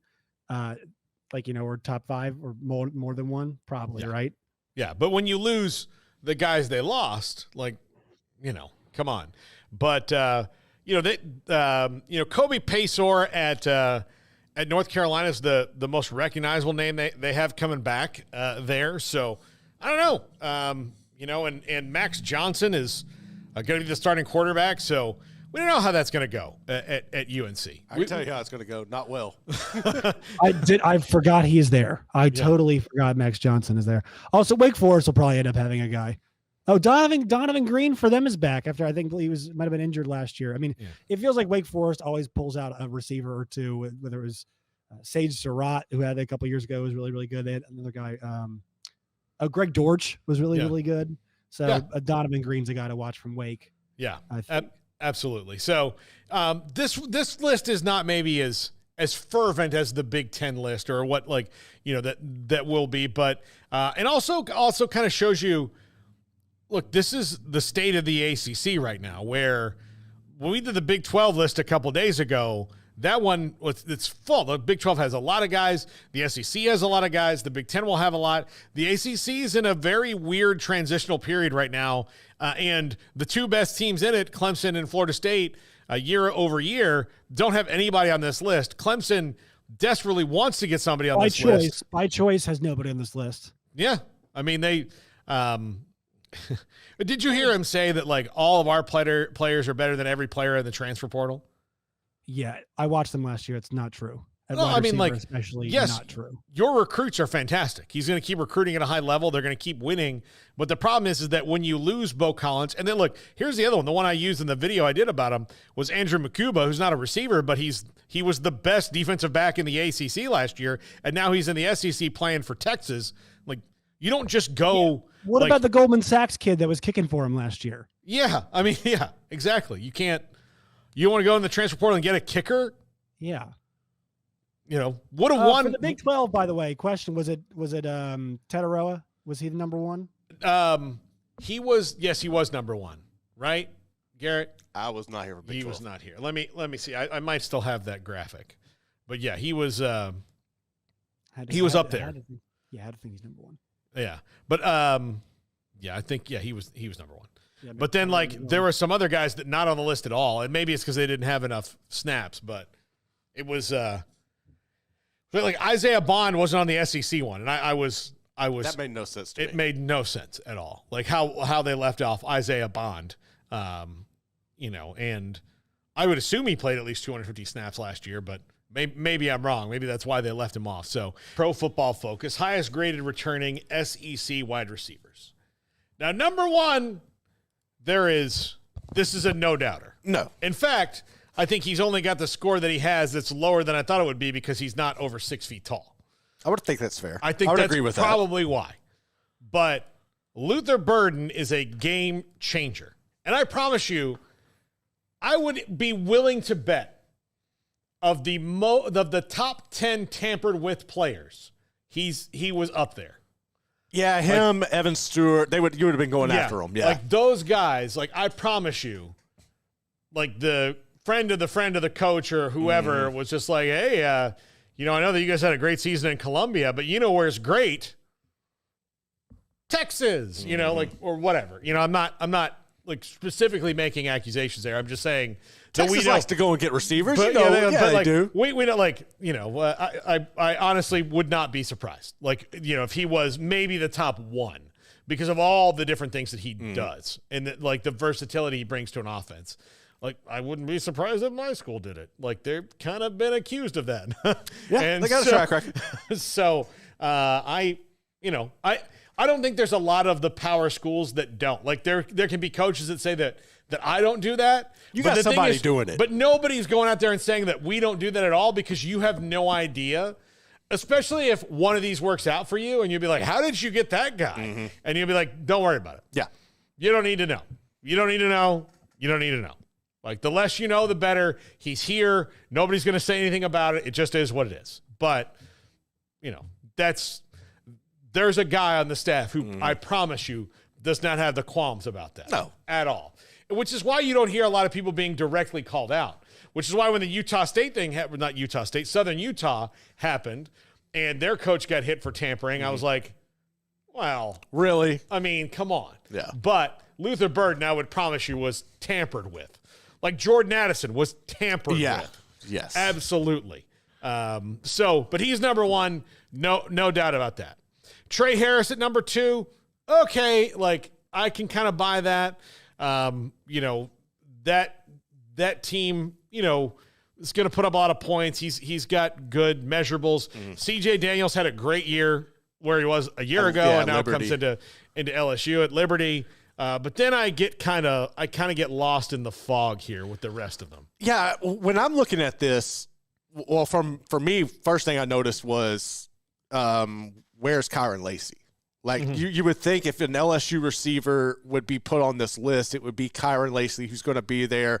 He's going to be your top returning receiver this year. He's the next in the next lineage of players coming out, and he's shown that he could prove it. Whereas if you look at Daniels, while the numbers he put up at Liberty were ridiculous, when they played an actual opponent, that whole team was shut down. Like they couldn't do anything. So I need to see him do it. And then kind of looking at this, like you're telling me nobody from Texas, like Texas has no receiver that would make this list. Isaiah Bond? Yeah. Are you kidding me? Yeah. That kind of is concerning.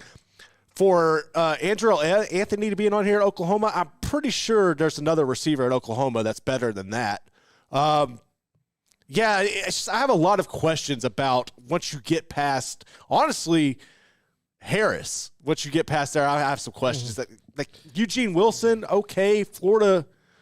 I know this is about players, but for these people to have the success, it's going to take a team effort. And I don't know anybody at Florida, especially if they're having 2 receivers on here, are going to have a breakout season at all this year. Yeah. So Juice Wells is not on it because he played just 3 games last year for South Carolina. But dude, I would put Theo Weiss above some of these people. Yeah. Isaiah Bond, we mentioned him. I'm just looking around at some of the other guys that you would think would be on there, and it's surprising to me. Where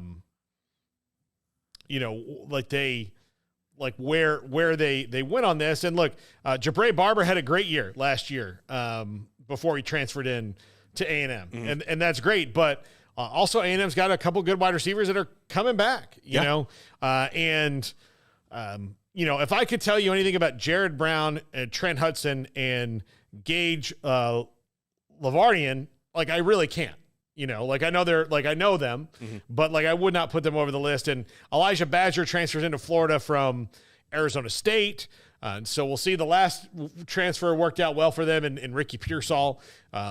He was kind of one of the only things they really had going. He was so good. Yeah, that they really had going. I think he's going to be you've probably heard me on the top 5s talk about that. But, yeah, not to have Isaiah Bond on this list Yeah, that makes no sense to me. Yeah, who, especially down the stretch last year in Alabama, was such a huge reason why they were able to kind of break out of their, just offensive funk that they were in. He and Milroe were so good together. And, look, he and Ewers, I think, are going to be good together. Yeah. But – I know that a couple of the guys at Texas don't have that level of probably 250 snaps from a year ago, but Isaiah Bond, I would think, would have 250 I would think snaps. at this point, Isaiah Bond has 250 snaps. Trying to think of other people in the SEC.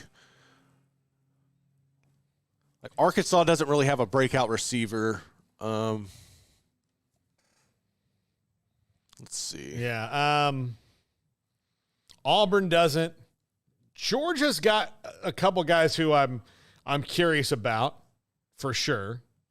But Texas, Isaiah Bond, Matthew Golden, did he not play 250 snaps? He was injured. He was injured. He got injured the 3rd game of the year, I think, for Houston and missed. Silas Bolden? He would have. I would think he has 250 snaps. Yeah, I would think so too, given how good he was. But yeah, I would. Theo Weiss needs to be on this list. Deion Burks, that's at Oklahoma now, that transferred in from Purdue, needs to be on this list to me. I don't know about Ray Thomas, Dominic Lovett are the starters. At Georgia, Colby Young transferred in from Miami. We'll see. Right. On those. Here's what I say we'll see. They'll be great. They'll be fine. They'll make lots of plays.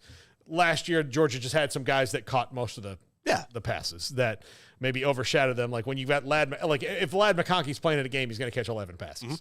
That's just kind of how it is. And, Tennessee's got a bunch of new ones. Brew McCoy's their most experienced one coming back, but I'm not surprised that he's not on that list. So. Yeah, I mean, he's just a name. I mean, he can make some catches, but his whole catalog hasn't put up enough stats to be on here. But for A&M, Jabre Barber is their fourth wide receiver right now behind Jade Walker, Noah Thomas, and Moose Muhammad.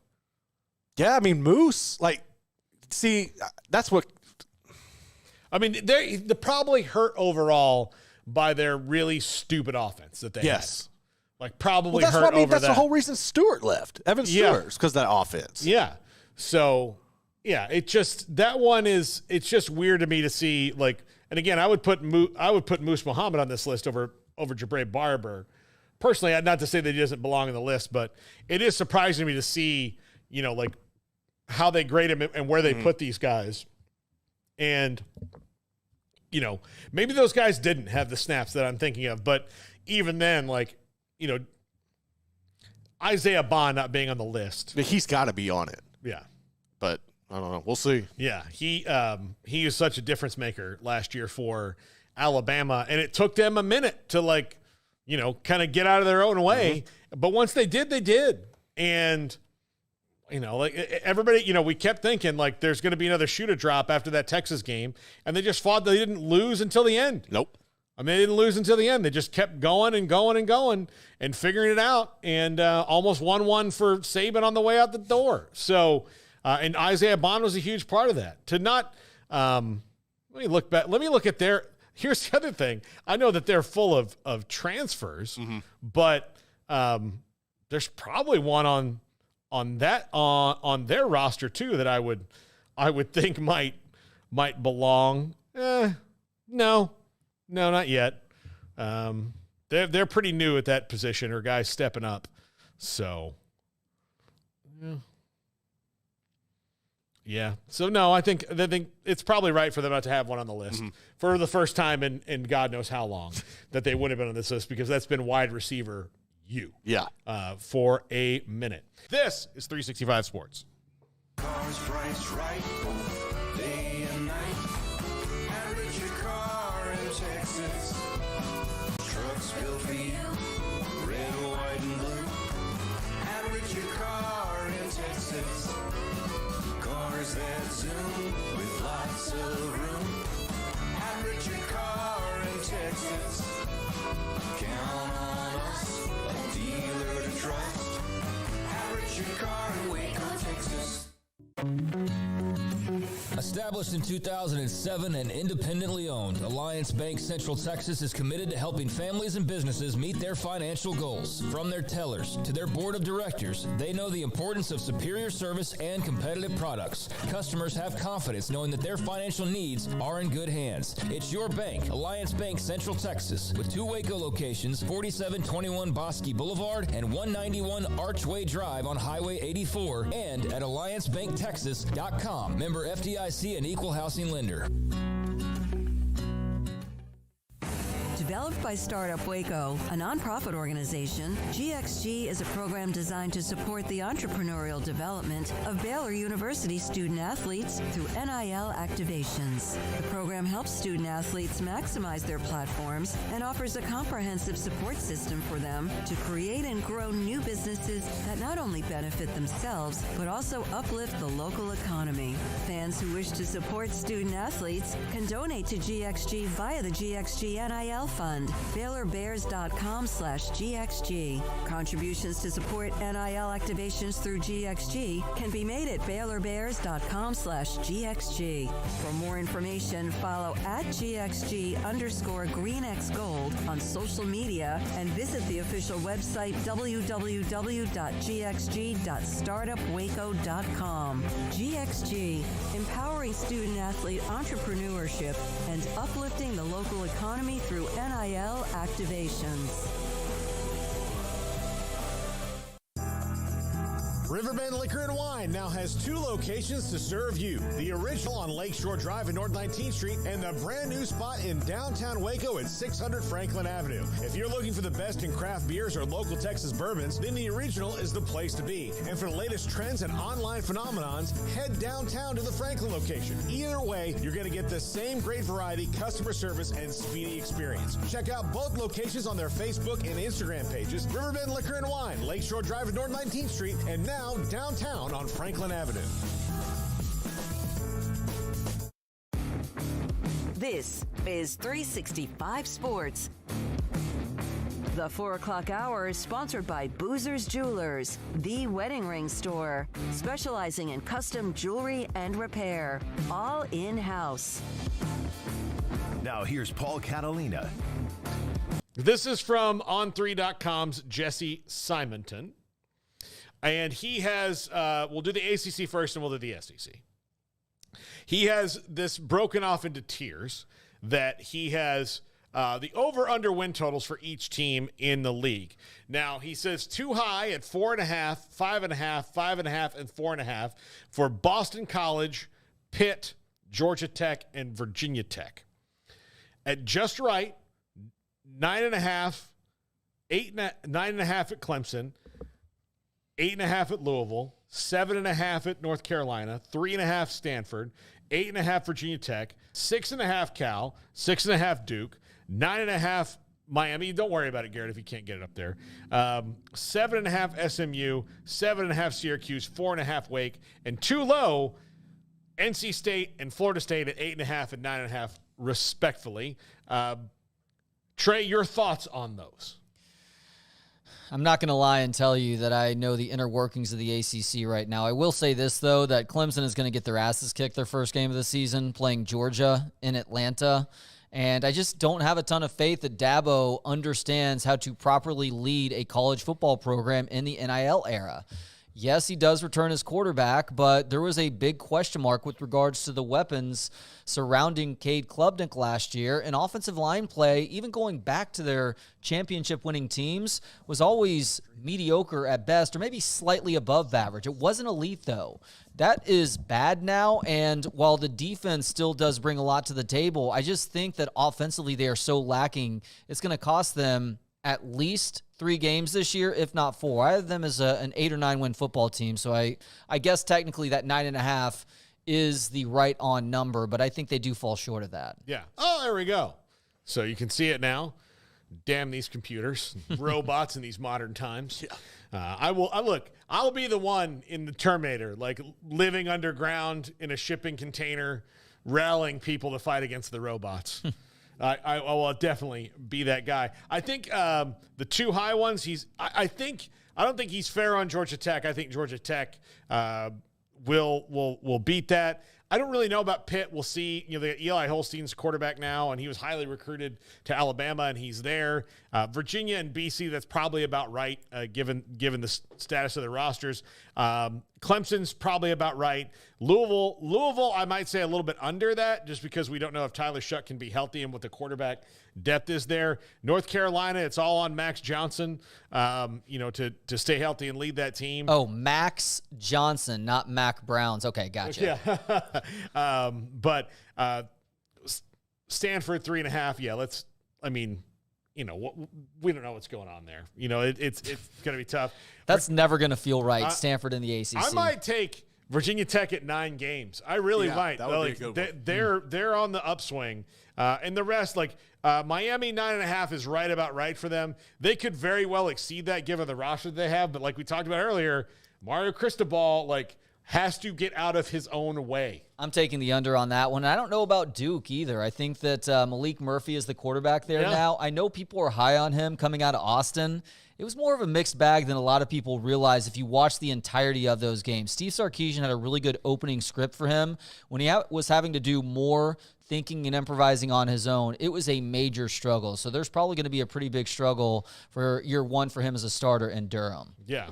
And for the 2 lows, yes, I will take the over on NC State with Grayson McCall at quarterback. One of the, I think they finally have a guy who can do some things there. Devin Leary got hurt right as he was starting to peak, and then it didn't really work out for him as much at Kentucky.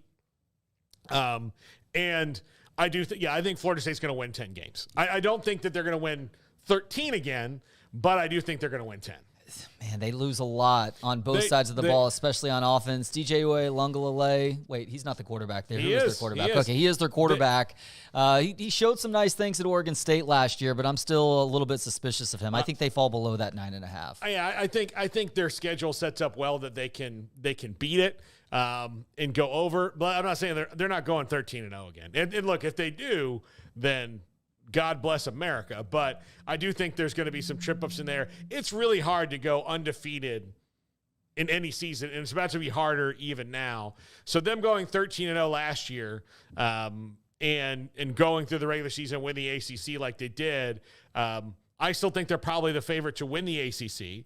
But and the reason I think that they're going to be fine is that their offensive line is mostly back and they've kind of improved along the offensive line. They do lose Jared Verse and Braden Fisk. Like, that's enormous. Yeah. Like, losing Kalen DeLoach at linebacker is huge too, even though he was a bit of a lower draft pick. He was just a guy who kind of came out of nowhere and made plays.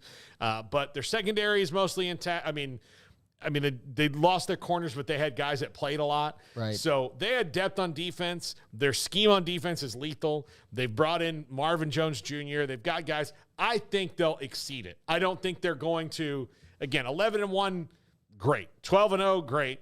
If they go 13-0 again, God bless America. But I think they're a 10-2 team. Okay. I do. I think they're 10-2. And I don't know what those two are going to be. I mean, I don't know what they're the two. I think one of the Clemson-Miami games is a loss, and then there's a loss in there, a rando. At Miami? Well, that's never bothered them recently, but, I mean, that's a better team, than it was. Miami played them a lot better, actually, last year than they did, of course, 2 years ago. Florida State could have left. they could have been like, you guys want to stop this? And Miami would have been like, yes, please, God, please stop this. This is awful. But, so I think they're over. Like, Notre Dame is going to be tough when they have Notre Dame. But at Notre Dame, you're right, November 9th. Of that Clemson, Notre Dame, Miami, I think there's a loss in there, and I think there's a rando. And they're getting Florida on a good year at the end of the season because Billy Napier is likely going to be fired before the end of the season. Because Florida, if nothing else, they have a brutal schedule. So they're going to be in tatters by the end of the season. We're going to go to the SEC right now, and this is your area of expertise. Florida is actually listed on the too low predictions here at 4.5. I would say that's too high. I agree. I mean, they are not going to be – they are only going to be guaranteed to be favored in 1 out of 12 games. Now, they might be favored in others, but only guaranteed in 1. And they're not going to be favored against Miami. They may not be favored against UCF.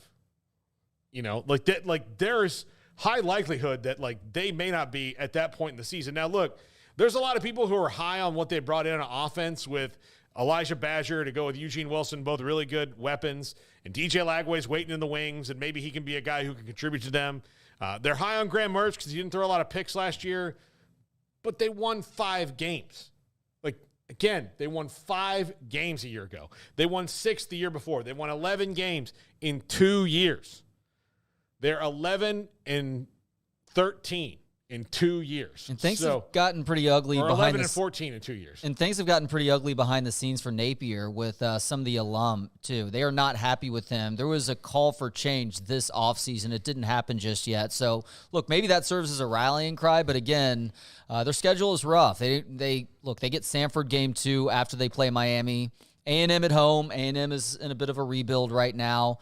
At Mississippi State, they're not going to be great. But UCF at Kentucky, or at Tennessee, Kentucky at home, Georgia, Texas, LSU, Ole Miss, Florida State. That is a murderer's road to end the year. If they win one of those games, he should keep his job.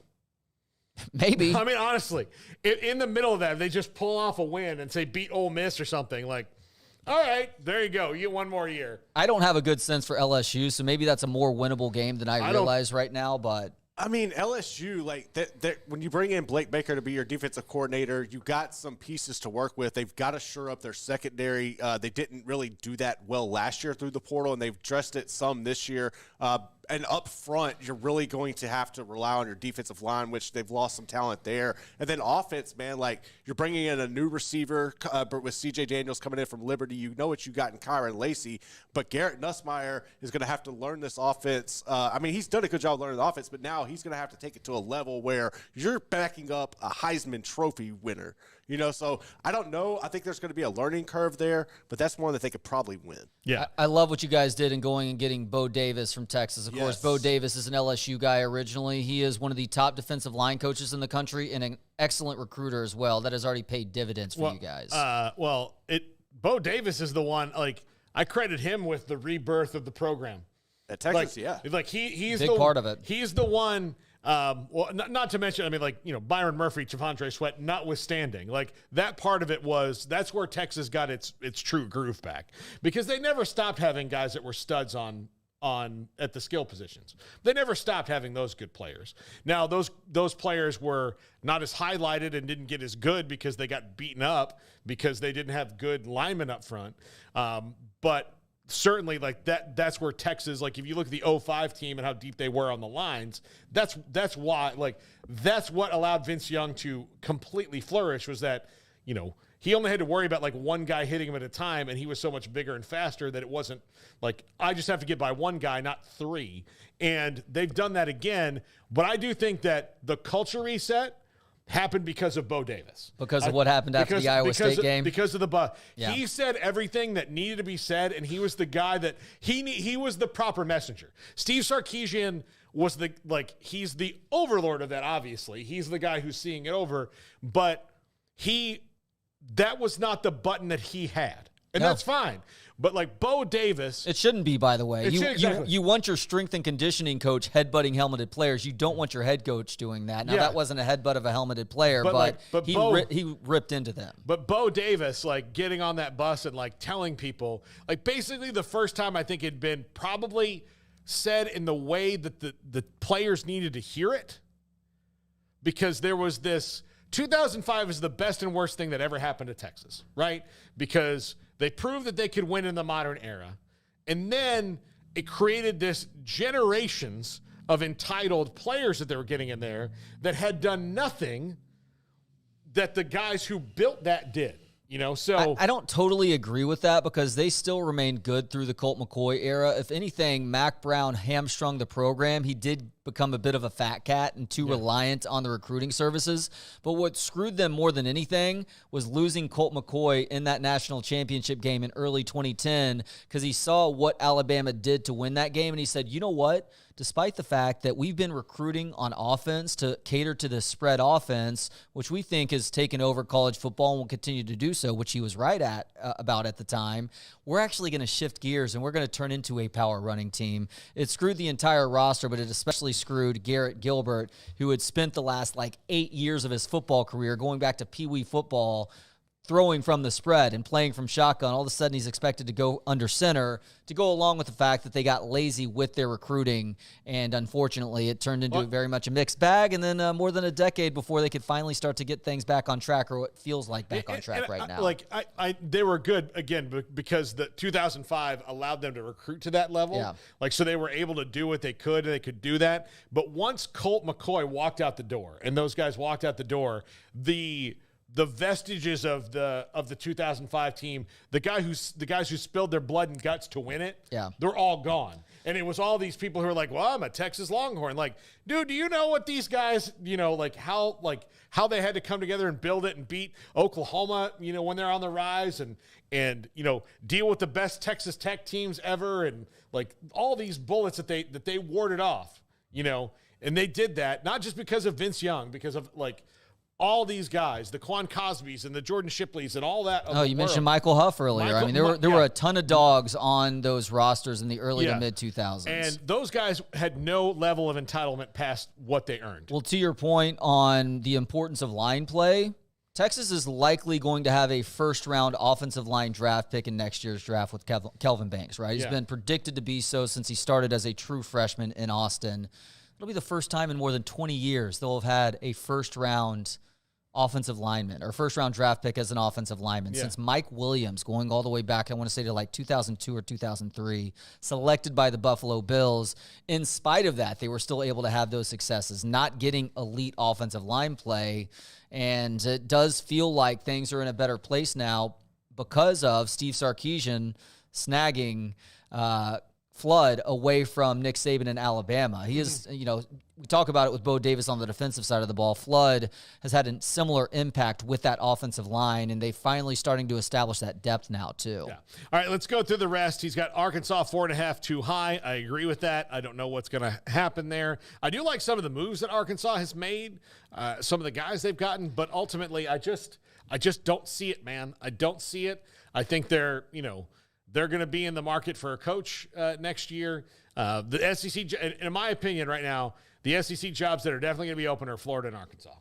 You're probably right about that. It's so strange because Sam Pittman, through his first 2 years, even that first year when they lost, I want to say they went like 3-9 maybe, or 4-8.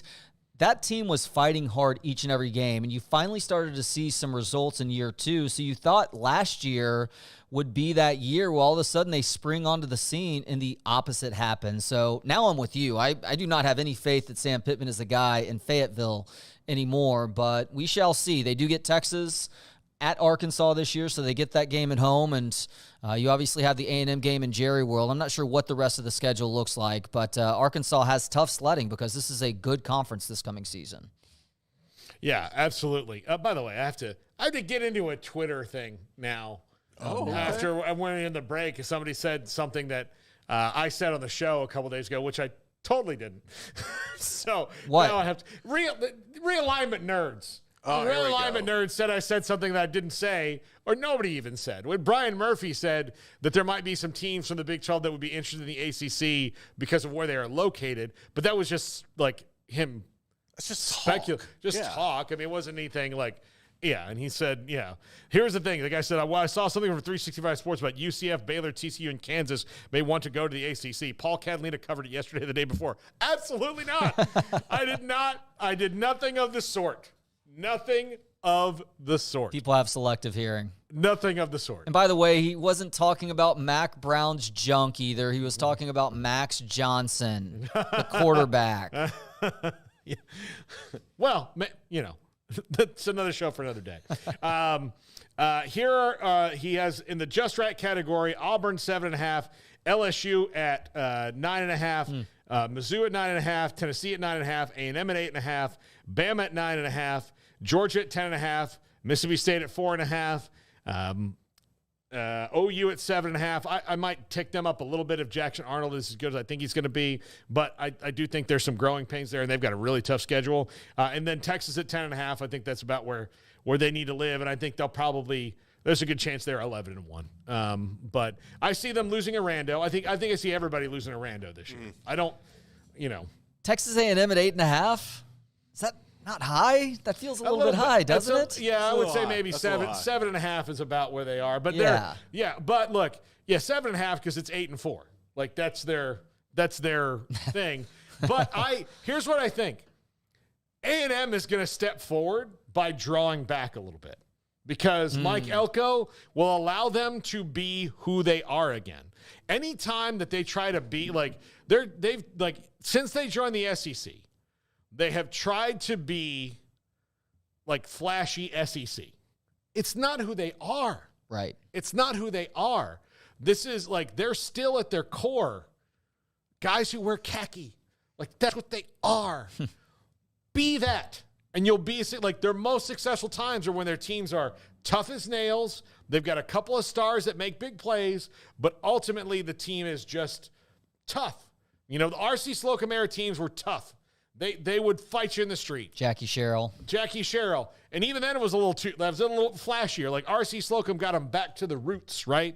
RC coached with Bill Snyder for a little bit. So he had that in him and all that. So yeah, that's what I think. I don't know if he'll be able to do it because the powers that be outside want them to be a Lamborghini when they are a truck.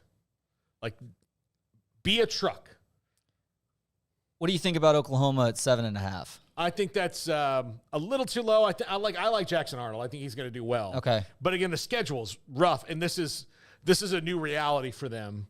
It's a new reality for Texas too. Texas is just was fortunate not to lose their coach right before they went in and had to have this transition period. Right. Like, so Texas, this timed out well for Texas. It didn't time out well for Oklahoma. Bottom line. I think that's a good way to put it. And in a way, like if Lincoln Riley was still at Oklahoma, I would have no qualms about saying they're probably going to roll in the SEC and be fine because he had everything going pretty well there. Even with that dip in his last year at Oklahoma, he would still have had Caleb Williams coming back for another year, a year in which he won the Heisman Trophy at USC. Probably would have won it at Oklahoma. You know, like all those things. Like he doesn't leave. I don't think anything really changes it at OU all that much. But since he did, and they've had to restart like they have, they're not used to this. It hasn't happened. Yeah. OU fans have a ton of respect for Venables. That almost works against them because they don't want to do this guy wrong. They want to give him the proper amount of time. But it does seem like we've seen some red flags over these last few years that suggest that he may be topping out as a defensive coordinator versus a guy leading a program like he's having to with Oklahoma heading into the SEC now. Waco Regional Tennis and Fitness on Lakeshore Drive in Waco. Right now with training packages, 6 one-hour sessions for $340 or $60 for one session. 30-minute sessions for $190 for 6. Randall Corley, Lori Hole, Robin Nelson, Nathan Roach, and Christy London are the personal trainers at Waco Regional Tennis and Fitness. And oh, by the way, Father's Day coming up. Spoil your father the healthy way. Get your father what he wants. Visit the Pro Shop for closeout pricing on all Technofiber rackets at $119, a personal training package, a tennis or pickleball clinic gift card, or maybe even a membership. Camp Fimpo, partnership for day passes. Excited to partner with Camp Fimpo just down the road on Lakeshore Drive. Waco Regional Tennis and Fitness members will now receive $5 off Camp Fimpo day passes. Hawaiian Falls Water Park special season pass offer exclusively for Waco Regional Tennis and Fitness members. $49.99. Waco Regional Tennis and Fitness season pass. $10 savings with exclusive offers beyond unlimited admission for a season pass at Hawaiian Falls Water Parks right next to Waco Regional Tennis and Fitness on Lakeshore Drive in Waco. Automatic Chef Canteen is a full-service micro-market vending and office coffee provider with state-of-the-art vending equipment, a wide variety of products, and offering custom-fitted micro-market vending office coffee solutions for your employee break room. You want a full break room solution and a workplace oasis? Well, Automatic Chef Canteen, locally owned and operated for over 50 years in Central Texas. Also includes in-house mechanics on call 24/7 for fast, reliable service and maintenance. Automatic Chef Canteen, 6900 Imperial Drive in Waco, or online at automaticchefcanteen.com. Our good friend Brad Boozer, Boozer's Jewelers here at 365 Sports. Now, Brad, people who watch and listen to our show know I'm a double-time customer for you, engagement ring and wedding band, and you guys do that great, but that's not all you do at Boozer's Jewelers. Absolutely, and I always like to say, it's a new year. It's a great way to start the year out. Go through your old jewelry. Go through your wife's jewelry box. Go through anything you're maybe not wearing, something that's broken, something that you're not using. We do a massive amount of custom work. We can take your old jewelry, old diamonds, old watches, and we can convert it into something special for you and make a one-of-a-kind piece of jewelry. And if that's not something you're interested in, a great thing is we can turn that into cash. So we buy gold, we buy diamonds, we'll buy Rolex watches, any kind of heirloom jewelry, anything that's maybe passed down to you. Boozer's Jewelers, where do they find you, Brad? We're at 1025 North Valley Mills Drive, right on the corner of Lake Air Drive and Valley Mills with the big clock on the corner. This is 365 Sports. The Sikkim 365 app is brought to you by Allen Samuels Dodge Chrysler Jeep Ram Fiat. Come by, let's be friends. The Big 12 running backs ranked here by Pro Football Focus. And look, their metrics are different, and you can like them, not like them, whatever. But here is the graded running backs when it comes to the Big 12. And I would say, and this is where Wet Blanket, I expect to hear from you shortly, Look where Ollie Gordon is in the top 10. I know. Look how high he is. I'm just kidding. I just want to piss off Wet Blanket. Yeah, he's at 7th, and he was the driving force of the offense and one of the best players in the Big 12. But Taj Brooks, their highest graded running back overall, Craig. How do you feel just as a macro view before we get into the micro view of this player by player, but having Taj Brooks number 1 and, the leading rusher in the Big 12 last year all the way down at 7? Yeah, that's weird. I don't know their precise grading method. I don't know how the formula works exactly, but I think it's kind of ridiculous to not have the Doak Walker Award winner as the top running back in the conference coming back.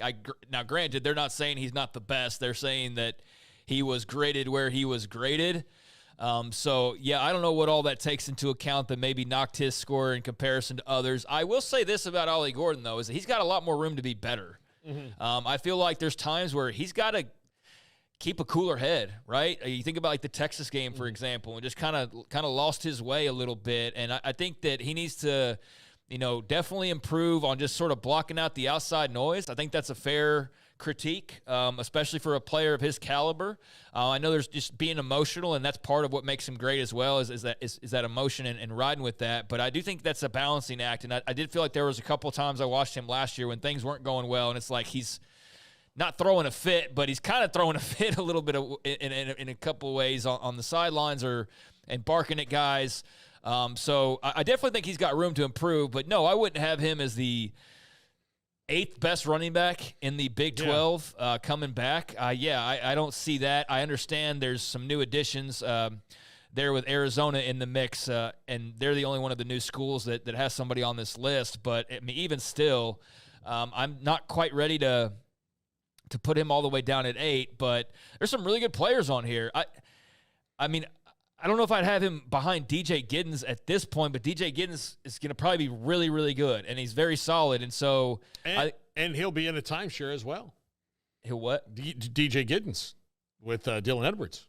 Oh yeah, I was like, what are you talking timeshare? Yeah. You threw me for a second. No, yeah, with Dylan Edwards, but I think he's a really good back.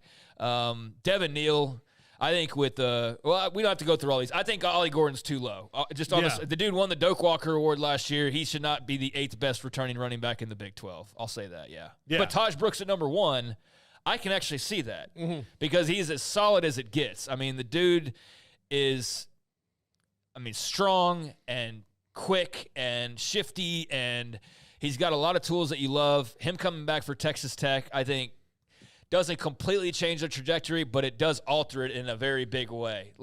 Knowing that you have that bell cow coming back puts you much farther ahead than if you were having to replace Taj Brooks, no matter how well you've recruited. So when he decided to come back, at first I was like, what? And then you start looking at the NFL and just the running back position, and I'm sure he's making – first of all, he's got a much sure thing at Texas Tech. He knows he's going to make the team. He knows he's going to be the starter. And he knows he's going to make probably pretty dadgum good money, I would think, with their collective as well. I don't have a problem with him at number 1 at all. No, nor do I. I really like Josh Brooks. I did the top 5 the other day about top 5 players, who didn't leave their school, and he was on the list. The running back. I even, I put him over Ollie Gordon for a lot of the same reasons that you said. Okay. I did. I like Taj Brooks a lot. He can do a lot of things. He's very versatile, and especially when you're talking about Pro Football Focus, these grades are also them projecting guys out to what their NFL, Which there's some future nuance is. to it. Yeah, there is, and they're different than everybody else. Like sometimes I'll see things like they had a stat on the best offensive lines, and Baylor's graded out really well, and I was like, I don't know this list. Bundle it up and toss it into the sun. Yeah, I was like, whoever did this was like, whoa, these guys are killing it. I don't think they were watching Baylor. There's somebody else in green jerseys, and they thought. That is far and away the biggest concern of the entire team entering this season is their offensive line. Yes. And it was their worst probably.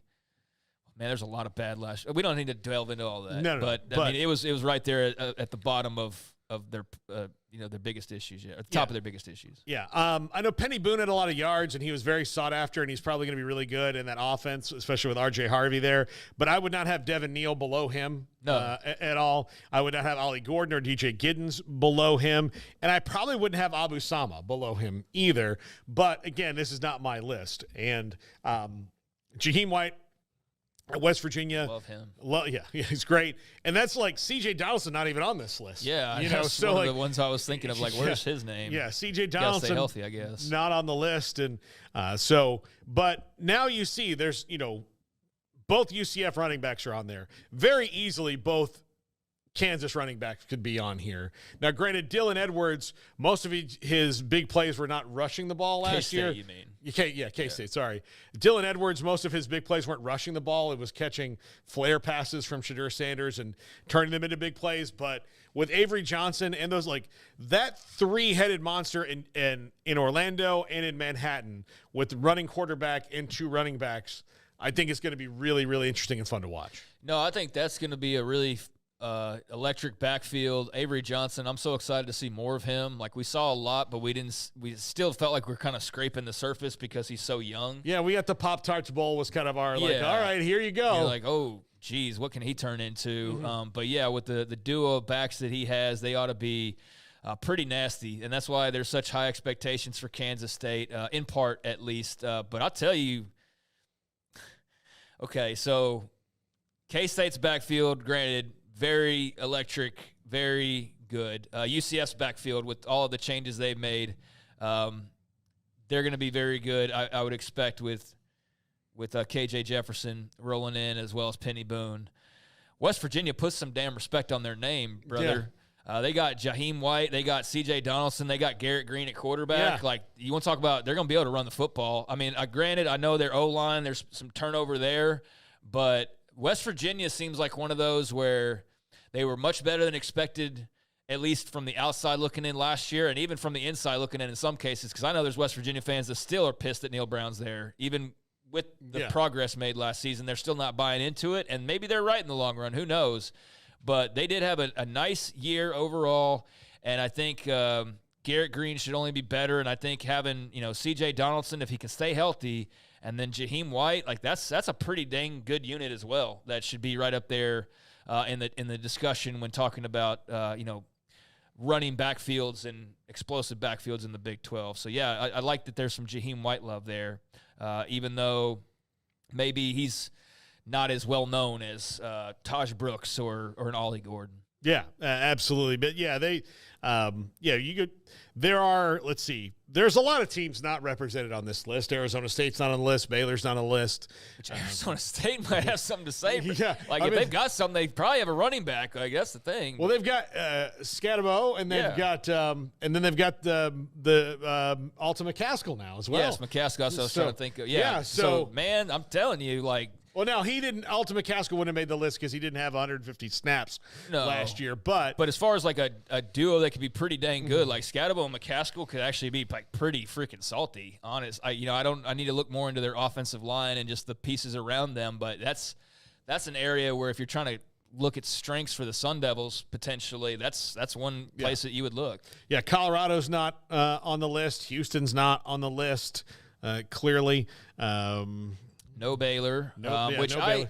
I want to say this. I did like a grading thing on them the other day. Like it was basically my confidence levels on a 1 to 10 scale. And 10's basically like I'm expecting the room or somebody in that room to be like in the running for the Doak Walker Award, basically, or together collectively they are like the best rushing unit in the entire country. That would garner you a 10, right? A 1 means that you are you are the worst in the country as a unit. And then 5 would just be like sort of average. And why am I explaining this? What were you just saying? Sorry. Oh, who's not on the list. But yeah. Oh, yeah. Okay. So Baylor collectively, I don't think that they have a guy individually that is going to be very good as far as like a star. But I think as a grouping, I think they've got enough talent there to win games and to be okay to pretty good.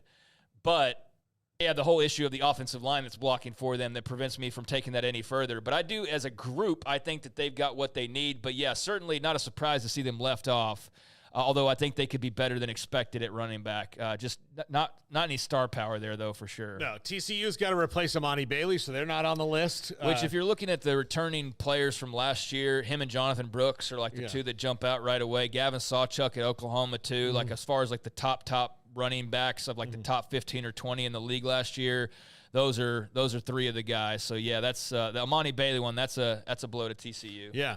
BYU, Utah, and are not on the list as well. And Houston, like I said before. So they didn't make the list. Baylor will be interesting, though, to see if their offensive line gels at all. They've got some guys who are talented and might be able to make some waves. And as a matter of fact, that would be the position I'd have the least amount of worry about on the offense overall as far as ability to be consistent in what you can do. Yeah, the other one, like I put maybe one day if we get bored we can like do that. But, I like the quarterback situation and it wasn't about it's just the confidence in the group can do what they need to do when they're called upon. It's not like I'm going to vote the running backs low because the offensive line is bad. That's not what I was trying to do. It's like, what are they just as individually? And, yeah, I think on the offensive side, I think if DeQuan Finn turns into the star that you hope you paid for, then, yeah, maybe he would get the edge. Tight ends, I know other people are lower on them than I am, but I just think as a group and in Jake Spavital's offense, I don't think you're asking them to, you don't need Kyle Pitts. It'd be great to have him, but you don't need that guy. So, yeah, running back probably is, to your point, probably the sturdiest group that they have on their offense right now. Well, with Dominic Richardson, Dawson Pendergrass, Richard Reese, I think that's about as stout as it gets. They've got three guys who can do different things. So, and in the offense, it's going to be good. BYU, the running backs on their depth chart: L.J. Martin, Miles Davis, and Hinckley Rapati. I like L.J. Martin. He just got hurt so much. Yeah, he did. So if he can stay healthy, and then Houston at running back, and that's been kind of their. They were not good last year at all running the football. Parker Jenkins, Stacy Snead, Tony Mathis Jr., Rashawn Sanford, and Jamarian Burnett, who's a true freshman. So those are the guys who are going to try to get that going for Willie Fritz. Definitely not deserving of being on the list. Yeah, No. I mean, they didn't have anybody. BYU didn't have anybody. Although, I like L.J. Martin, but he's just got to stay healthy. And he's a Texas guy, so rooting for him to do well. But I do think he's got some skills. It's best ability is availability. Yeah, absolutely. And TCU, we heard Sonny Dykes rave about Cam Cook last week and thinks he's going to be really good. Trey Sanders, of course, the transfer that's there, is part of that running back room as well. So wanted to give those teams, just some sunlight on this. And, of course, look, Cincinnati, who I don't think anybody has high hopes for this year, but Corey Kiner. Corey Kiner's a good back. He is a really good back and on this list. And they lost one this year as well to the draft. So they've got some good players, some good playmakers there, but they've got to start putting some stuff together. Yeah, I mean, there's a lot of question marks for them. I think that's fair to say, and it was a rough year in the Big 12. Definitely could have been better. Let some games. The Baylor game jumps out immediately as a game they let get away, and maybe you view the season differently if just a couple things fall the other direction. But, yeah, I think it's good to see Corey Kiner's name on there. He's deserving. And I think just in general, Cincinnati's got plenty of questions, but I don't think running back's really where you start by any means. And in general, I think they about covered it. You could maybe have a different list if it was groups, and you can definitely argue over the order. I mean, I'm sure you could argue for hours with Big 12 fans over who belongs where, but I think for the most part, Ollie Gordon's a bit low, but my general takeaway is that it's a really good year for the running backs in this conference. If their lines are able to stay healthy and block for them, I think we'll see a lot of good rushing attacks to have to contend with on a weekly basis, which I'm looking forward to. And really, I guess Ollie Gordon will be kind of the lead guy that people are chasing in some ways, but I mean, so will Taj Brooks, and so will, Jaheim White potentially, and Devin Neal certainly. And yeah, that's going to be a really good league, a group for the league. Okay, so Big 12 offensive lineman. This is from Pro Football Focus, and okay, so let's start. Yes, with this is the interior OL. Number 1, Omar Agbedian at 89.6. Now, he is a transfer. Yes. So he did not play for Baylor last year. Kurt Daniker also didn't play for Baylor last year. And Caden Siraki, he did. He played for Baylor. He was probably their best overall offensive lineman.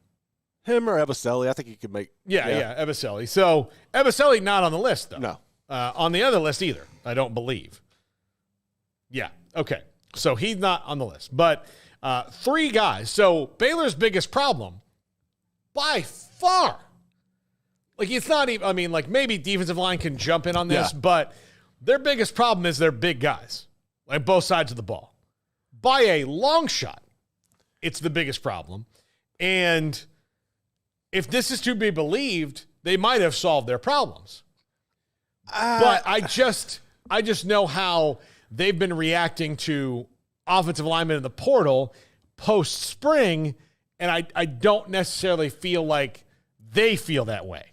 Yeah, I'm a little nervous about this one because, like, you're bringing in transfers. You're constantly switching coaches. You've gone through Grimes. You brought in Coach Cap, who ended up going to Bama, and then now you have the coach in here working with these people. So it's hard because, like, the guys that were transferred in, like Kurt Daneker, right? Like, he didn't come here. He came here for Coach Cap, and that, like, he's already gone, so I don't know what you're going to get out of him. He's shown he was good at Ohio, but you got to make the jump up. So I'm not sure about that one. Siraki's still young.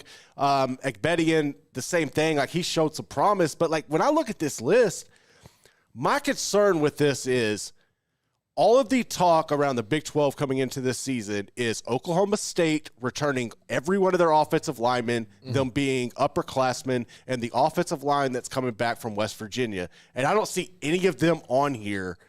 And that kind of – all of these lists have made me kind of question how they're put together. Matter of fact, only if you go to the other graphic, the tackles, Wyatt Milam and Dalton Cooper are the only 2 from those schools who made the list. See, that there's more talent on those lines than is reflected on this list. Yeah, absolutely. It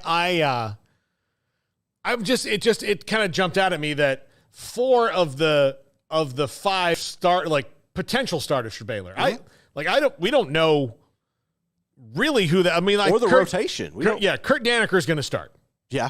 Caden Siraki's probably going to start. Ebiselli's probably going to start.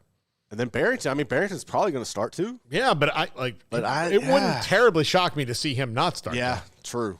You know, and they could still, like, if they have a scholarship that pops open, I mean, there's some guys out there that they could look at, you know, and if that, I mean, I don't know. That was surprising to me, considering that, again, Oklahoma State had a fantastic offensive line last year. Fantastic. Ollie Gordon's great, but, like, he's only part of that equation.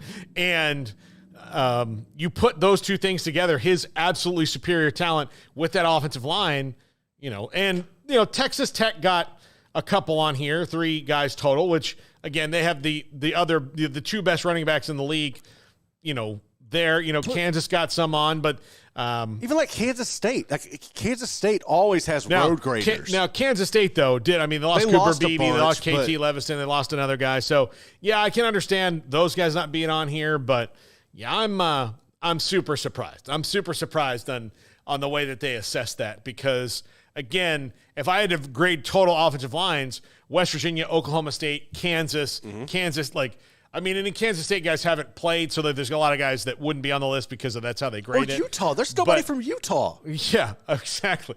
Yeah, those what's kind of surprises me. That now Utah did lose their center, who was probably one of their better offensive linemen, to A&M, but even still, Kyle Whittingham's going to have dudes up there. Yes. No, I mean, you have to actually swallow a whole piece of gravel to start. Like, that's how you make it. Like, okay, you've been playing well. Now we just chunked this out of the road. You know, you can have some water, but you got to swallow this piece of gravel. Yeah. You have to swallow and pass it, and then you're officially in. But here are the highest graded Big Ten wide receivers that had at least 250 snaps last year. The number 1 is Demir Miller from Rutgers. So congratulations, Rutgers. Elijah Surratt from Indiana, Tez Johnson at Oregon, Jamal Banks at Nebraska, who didn't catch a lot of passes last year because they didn't throw enough and didn't have good quarterback play. But there's this list right here. I know Emeka Egbuka did not play a lot, but I mean, that's the best receiver in the Big Ten, right? I'm not wrong about that, am I? That's correct. He is the best wide receiver in the Big Ten. Yeah. And Evan Stewart's also in the Big Ten.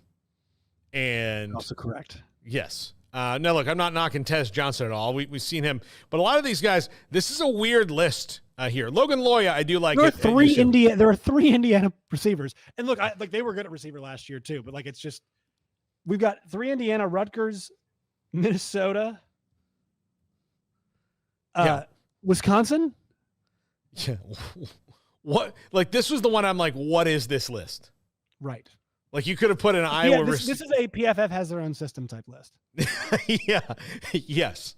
Absolutely they do. And, I know Penn State kind of got cleared out of their wide receiver room. They had a couple transfers, but, I mean, Michigan State has such a whole new roster, but for, I mean, again, new receivers all over the place. One of them's going to be, I'll tell you, who will be on this list at the end of the year is Jeremiah Smith, the true freshman at Ohio State. Yes. The most ready-to-play athlete ever. But Julian Fleming at Penn State, who transferred from Ohio State, he didn't make the list. Purdue, of course, lost their best wide receiver. He's in Oklahoma now, but yeah, it's so weird. And part of this, though, is transfer portal, Josh. These are our transfer portal guys all across the board who have come in, maybe they came from somewhere else, but to have the number one receiver on the list from Rutgers is bizarre. Yeah, I really enjoyed Rutgers' passing attack last year. Dynamic. Tell me all the explicit details you remember about it. God, I'm not even sure I watched the Rutgers game last year. I can tell you I did not. Can't recall one. Yeah, I did not. Also, not on this list is any USC player. Yeah, is that freshman? What's his name? Zachariah Branch? Yeah, he's not on this list? No. I know he's not, but any reason? Yeah. Yeah, that one I don't get at all. Zachariah Branch, who, maybe he didn't get to 250 snaps. I don't know. It might have been snaps because he only ended up with 31 catches last year. But if you're talking about a guy who's good enough, I mean, it definitely looked like he was good enough. Yeah, absolutely. And again, we have so many, transfers and changes and all of that. But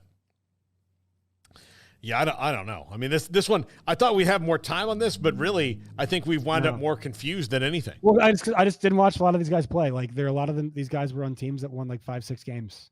Yeah, Indiana won 5? Yeah, and look, they have a new coach with Kurt Cignetti, so I know he's a good coach, but I think he's got one of the hard. I did a top 5 on it the other day. I think he's got one of the hardest jobs that there possibly could be. And of his 11 starters on offense this year, 8 of them are senior transfers from somewhere else, including a quarterback, Curtis Rourke.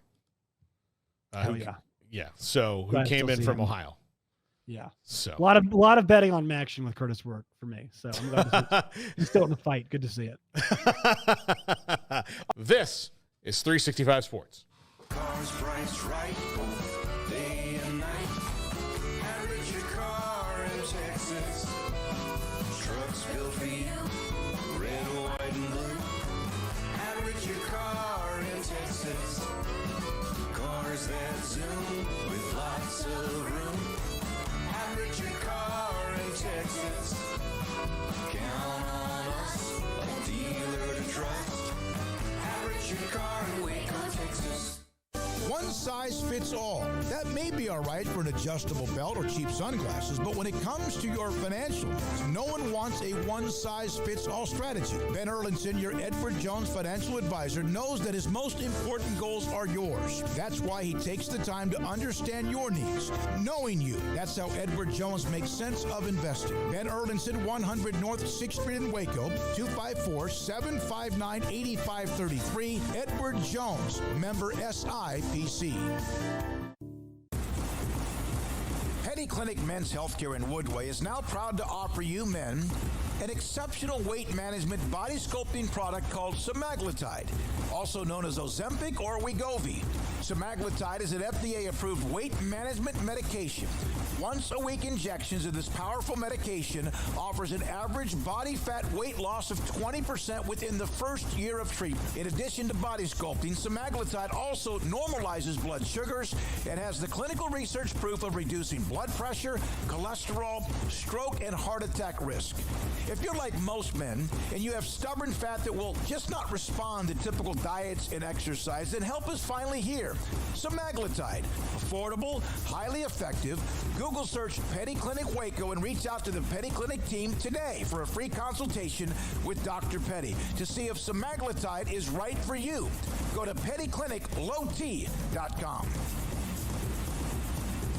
Pizza, burgers, and Bears football. There's no place around Waco that serves them all other than Bubba's 33. Come show your green and gold and enjoy some of Waco's best food and beverages while watching your favorite team, the Bears. When real Bears fans get hungry, Bubba's 33 is the #1 spot for ice-cold drinks, hand-stretched, stone-baked pizzas, and bacon-infused burgers. Join us for indoor or patio dining. Bubba's 33, Waco's restaurant and proud supporter of Baylor Bears football. Sick 'em, Bears. This is 365 Sports, powered by Sikkim365.com. The 5 o'clock hour is sponsored by Edward Jones Investments with financial advisor Ben Erlinson, who'll navigate you through today's financial climate. Edward Jones, making sense of investing. The best non-con games. By the way, coming up on today's show, Doug Rohan of Rohan Law on FSU versus the ACC. Mike Walsh, who is with On It, and they do NIL trading cards. Very interested to hear from him. And Max Olson of The Athletic at 4:45. And then Craig's Off the Radar a little bit later, right after that, at around 5 o'clock. And then we've got also, if we have time, we'll talk about the SEC running backs like we did the Big 12 running backs yesterday. So here are the top 10 non-conference games of 2024. Number 1, Texas at Michigan. Number 2, SC at LSU. Notre Dame welcomes Florida State. Miami and Florida should be very interesting because that series comes back around every few years. Clemson at Georgia. Most of these are earlier in the season. I know that FSU and Notre Dame is much later. Alabama at Wisconsin. Tennessee at NC State. That's one they've played a couple times. Notre Dame's got, again on this list at Texas A&M. That's early in the year. Boise State at Oregon. And Penn State at West Virginia. Last year they played in Happy Valley. So, Craig, which of those are you most intrigued about? Texas, Michigan. Yeah. I think they nailed it, right? I think it's just I'm interested in the TV rating for that one. Mm-hmm. I don't get totally nerdy in the whole TV network stuff, but I do find some of it interesting. And you know that each week I started to just mention like the top 5 or so highest rated games. And unfortunately that turned into exactly what I predicted it was going to turn into. Did it not? In the whole bragging wars and the whole tribal wars of this conference versus that conference, just talking about TV ratings suddenly turned into like firing arrows the other direction instead of just being a fun exercise. And so I'm going to continue it as a fun exercise and not like a, oh, Big Ten sucks, look at that. But I am fascinated to know the rating for this Michigan-Texas game. Obviously, it loses a little bit of its luster, just the turnover on both teams. Although Texas, I think, suffered far less than what Michigan did. But then again, Texas lost, 100 players to the NFL draft. So they suffered plenty in terms of star power. But I just feel like, and maybe it's just because we're more familiar with them, and also they have their quarterback coming back, so you can kind of start there, and a lot of their O-line, that they just appear to be in a stronger place. But I think that's going to be really, really interesting as far as an early season game goes at the Big House. And like we mentioned, I think those two teams have only played, what was it, the one time was in the Rose Bowl? They have never played home and home. I know that. But they've barely ever played for two programs that are right there, like top 5, top 10 all-time, whatever you want to mention, wins, everything else. They're right there in that tier. So, yeah, that's going to be a really cool just atmosphere, early season college football. But I would have loved to have seen, like, this in a playoff game last year. I think that would have been pretty sweet with all the the faces that they had. But, yeah, Michigan's obviously turning over a lot, and so is Texas. So it'll be a little bit different. But this is also interesting because this is a game where you, in years past, maybe go, man, whoever loses this is really behind the 8 ball. Not in the expanded playoff era. Like, it really doesn't mean anything at all unless you lose about 3 more games. Well, and look, I think the only reason it would mean anything at all as an individual game is if one team blows out the other. Yeah. Like, just really shreds them. Then it'll be like, oh, well. Yeah, then otherwise it's just like, oh, it was a close game. It was in week, Well, and particularly for Michigan, Michigan's schedule is harder this year than it was last year, obviously, because Texas is on it. But particularly for Michigan, if they get blown out at home by Texas, they don't have as many opportunities down the stretch to make it right as where if Texas loses this game, and we saw last year against Alabama, they had opportunities to make it right. Of course, they won out until the playoff, but if Texas loses, they have maybe some more opportunities to make it right down the line in their schedule. Yeah, but then again, that's kind of where they're lackluster schedule sort of potentially comes back to bite them, but not really because, man, unless they lose again, like another 2-3 games on top of that, it doesn't matter who wins or loses that game, really. I mean, it will as far as seeding goes, but in terms of it being, I guess my point being like this albatross that you lost that early season game, you can't afford to lose anymore. Or if you lose one more, it better be like 2 Oklahoma in a close game. Like, those days are dead, man. Yeah. Those days are over. And so that's just going to be a weird difference this year compared to, I don't know, the entire time I've watched college football in my life. So, that's definitely a different element to some of these bigger games this year. But, yeah, I mean, Texas has good teams on their schedule. It's just not like, I mean, they've got an opportunity, though, to beat an Oklahoma, a Georgia. And then beyond that, I mean, in terms of teams we know are going to be good, it's kind of few and far between because we don't know about Florida. Kentucky should be good, but like to what extent are they going to be good? Who's A&M? Who's A&M at the end of the year? I mean, they could be like who the hell knows where they are at the end of the year. So, yeah, they don't have as many big-time opponents, even with that SEC schedule, to bounce back. Although you beat Georgia, you beat Oklahoma, and you're going to be feeling really good about things. And that game just I think is going to be great. And the only time they've ever played was that Rose Bowl when Vince played the hero, and then they went on to win the national championship against USC the next year. So that was a very relevant game, and it'd be hard to top that one. Yeah, absolutely. Garrett, what are your feelings on SC versus LSU? This is of these games, like I can tell you like my confidence level in each team on this list, except for these two, because both new quarterbacks, lots of guys kind of in and out. LSU lost a ton of offensive talent. I think they'll be better on defense. They should be smarter with Harold Perkins. USC could be really good. Lincoln Riley's, never had a team that's been god-awful. They're coming off a weird year, and Caleb Williams is gone, and so that's the one I have the least amount of idea about. Yeah, that's what, like, looking at it, I can understand it making this list, but number 2 makes no sense to me because neither one of these teams, like, there was so much turnover for LSU. You had so much going into the draft. You're breaking in a new quarterback. You have a new defensive coordinator. With USC, like, we have no idea what Lincoln Riley is going to look like without a proven quarterback who's already of the caliber of a Heisman candidate. And, like, defensively, what is USC going to look like? Like, it can't get no worse than what it has been. I don't really know what to make of this game. I understand why it's being pumped up because of the brand power with it. But if you actually dive into the details, man, like, I don't think this is going to be that great of a game ultimately. I would maybe put Georgia and Clemson to me as my number 2. I think West Virginia, Penn State would be a better game at 2 than over that one. Personally, that's just me. Yeah, I think I think Garrett's got very valid points. I'm just trying to think in my head like how I would rearrange them if I was going to attempt to do that. Which I'm the type of dude that I have to have like pen and paper to visualize things. But yeah, no, I definitely see where that's just the logos, and you're going, oh, that's Southern Cal and LSU. But there are a lot of questions. Like we haven't seen Lincoln Riley. I guess we did at the end of the year, the bowl game. No Caleb Williams, but Caleb's been his guy for 3 seasons now, and it's a different era there at SC, different defensive coordinators, Garrett mentioned, and then LSU loses a ton of firepower. Yeah. Jaden Daniels, all those great receivers. So, yeah, that'll be interesting just for, like, who is either one of these teams early on in the year. But, yeah, I could see not having that as, like, the must-watch number 2 conference game or non-conference game. I think Texas-Michigan's number one very clearly as far as a must-watch goes, but you can make the case for a lot of these others to – I mean, Penn State, West Virginia, I'm glad you mentioned them because that's definitely not going to be mentioned in the top 5 for probably most people, but I think in terms of just like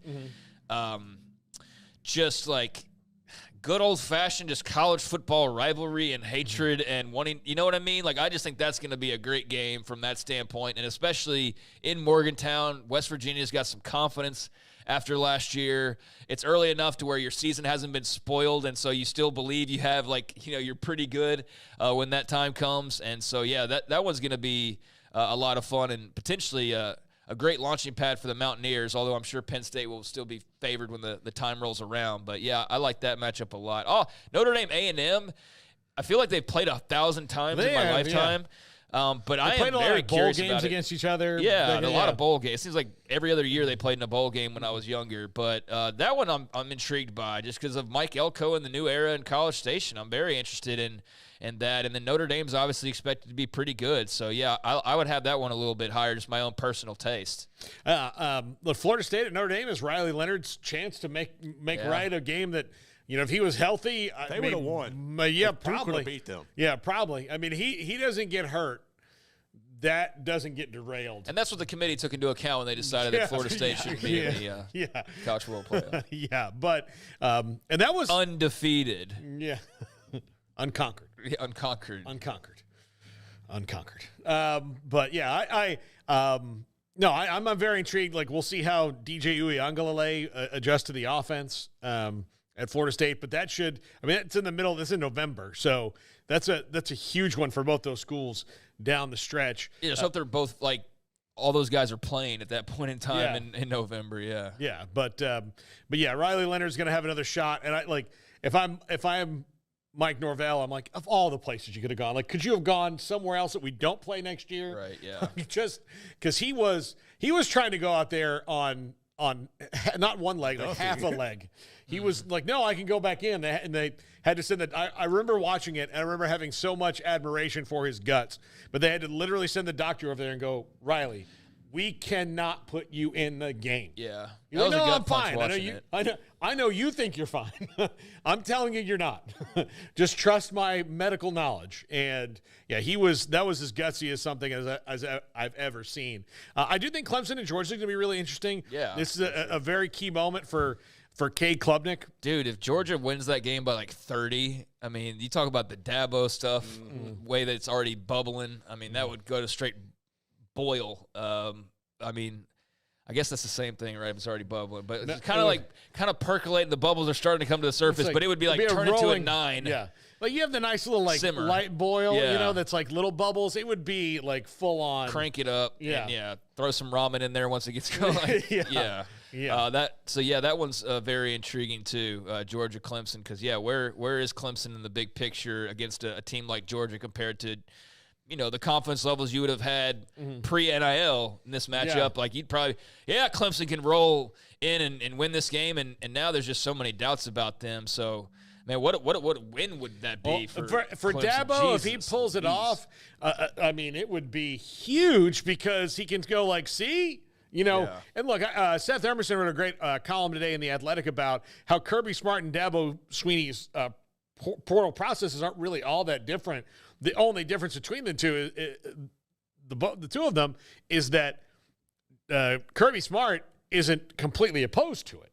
You know, he's like, all right. And look, they won their first national championship without taking somebody in the portal, but that was more like that was early on, and they were already loaded for bear and ready to go. But then after that, they've taken plenty. So they won their second one with several portal guys. You know. Yes. So. Yeah. No. I mean, you're right. So if you were picking like 3 games, let's just do it that way. So we can kind of like I guess see what our favorites would be, because I'd say Texas, Michigan, Georgia, Clemson. And then, man, that third one is hard. I'm kind of split between, and we give no love to Tennessee, NC State, although that could be great. Like, Alabama, Wisconsin, there's a lot of just mystery there, especially with the coaching change. I mean, primarily because of the coaching change. And Wisconsin got so much early love last year with Luke Fickell's hiring. That ought to be really fun at Camp Randall. So, yeah, I have a hard time, but I think those top two are pretty clear for me. Georgia, Clemson, and Texas, Michigan at number 1. Yeah. All right, let's see. I'll go Penn State, West Virginia. Okay. All right. I would go Michigan, Texas, number 1, Penn State, West Virginia, and then I would go Florida and Miami just for the intrigue. Yeah. Okay. Yeah. I don't think you can go wrong. I think whatever your list is, like there's no wrong answer. Yeah. I'm gonna disqualify Florida State and Notre Dame because I would be interested in that. Like if it wasn't on this list, like it wouldn't matter. I mean, it's always gonna interest me. But I would say number 1, Texas at Michigan, number 2, Georgia or Clemson at Georgia, and number 3, I'm with Miami and Florida early on in the year because that's going to be a huge test for. Look, and we know that like Florida is not going to be picked to win that game even at home. I don't think, given that, but it's going to be a really narrow spread. If Miami is really as good as they think they're going to be, this should be a game where they can go maybe make a statement in a very tough place to play. No matter how bad Florida's been, the Swamp is not an easy place to go into and win. So if they can go into the Swamp and win, that's gonna show a lot of things about the potential this Miami team could have with Cam Ward and Damian Martinez and Colby Young and like all the guys that they have that they picked up in the portal and brought back, and Tyler Barron now to go on that defense. So I'll tell you what, too, if Miami loses that opening game, that's already going to start to make things feel really weird. And then they got South Florida like the later in the month, and USF's going to be probably pretty good. Like I think they're a team that's been mentioned quite a bit as being a little bit of a sleeper. So yeah, Miami's got to be mindful of that first month of the season. And here's the other thing about Florida. Okay, like Miami has USF, Florida has UCF, and that will be the most important game that UCF has ever played. You think so? Yes, because of what they're trying to prove to the world and what, to their fans at least, what those 3 schools mean. Right. Like what it means to be in the group with those schools. It'll be a big deal. Their fans will be rip-roaring ready to go for it. I ask why, just because they beat them a couple years ago. Yeah, they beat them in that bowl game but this 2 years one, ago. Yeah, but this one is in the regular season. Right. Like UCF has loaded up its roster. They're maybe in the Big 12 now. They're in the Big 12. Like this is a power versus power thing. So yeah, I think I'm trying to think. I don't know UCF well enough to know like this is the biggest whatever without like questioning myself a little bit. So because I know they've had to have, like I know that bowl game versus Miami or versus Florida was a big deal. It was a Gasparilla Bowl, I think is what that was. Yeah. Because I remember seeing the meme. Remember that girl who wore her UCF shirt on the work meeting with the Florida guy? Yeah. They had like the backdrop was the score. Yeah. I don't know. For some reason, I recall that, and it was funny at the time that she was bragging like that on a work call. I think it was during COVID. That's why everybody was on Zoom. Hey, MC Gusto, UCF fan, says, indeed. Yeah. Indeed, Paul. So, it's big. It's big for them. Here's the thing. The bowl game now, especially in the modern parlance of bowl games, the Gators have an excuse. Like, it was the bowl game. Oh, we're in the bowl game. It was the bowl game. It was, it was end of the bad season. Guys opted out, blah, blah, blah. Florida State was like, we missed out on the playoff, and our guys wanted to play. Yeah. Well, I'm just kidding. Different situation. One was egregious, one just happened. But that's you have that built-in excuse, and but there's no built-in excuse. It's the regular season. It's it's a game that everybody's going to care about and watch in the state of Florida. Yeah, no, that'll be big for sure, and I'm sure there'll be a lot of eyes on that. Yeah, because it's either way that goes, whoever's on the losing end of that will be feeling pretty down pretty quickly right out of the gates. So yeah, that's a big must-needed win, I think, for both Cristobal and Napier. But yeah, I'm looking forward to all these. Boise, Oregon's getting no love really, but.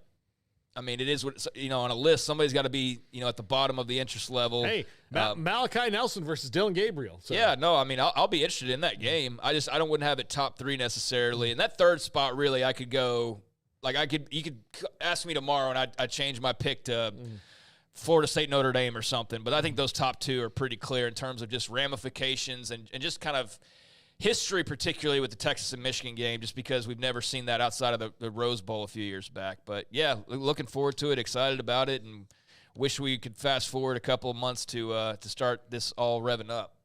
This is 365 Sports Top 5's next.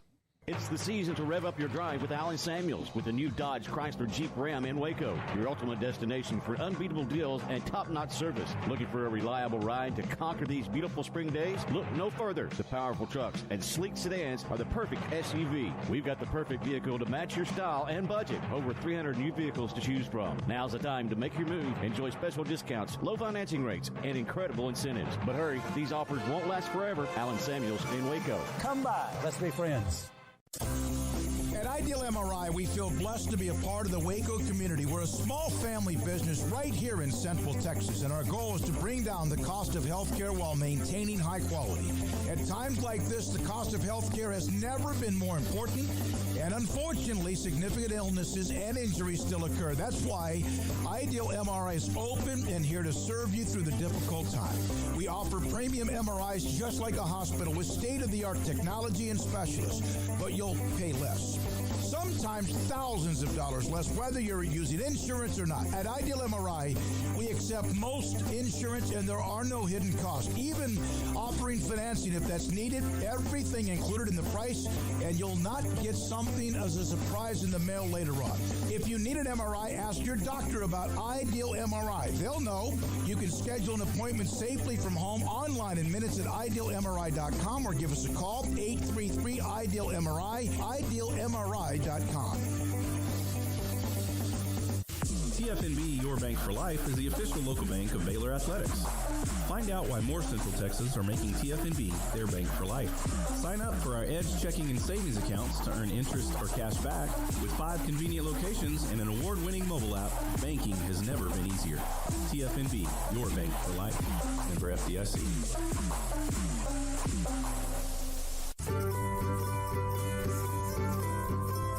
Want to know why Stonewood Dental is so successful? Listen to what happy customers have to say.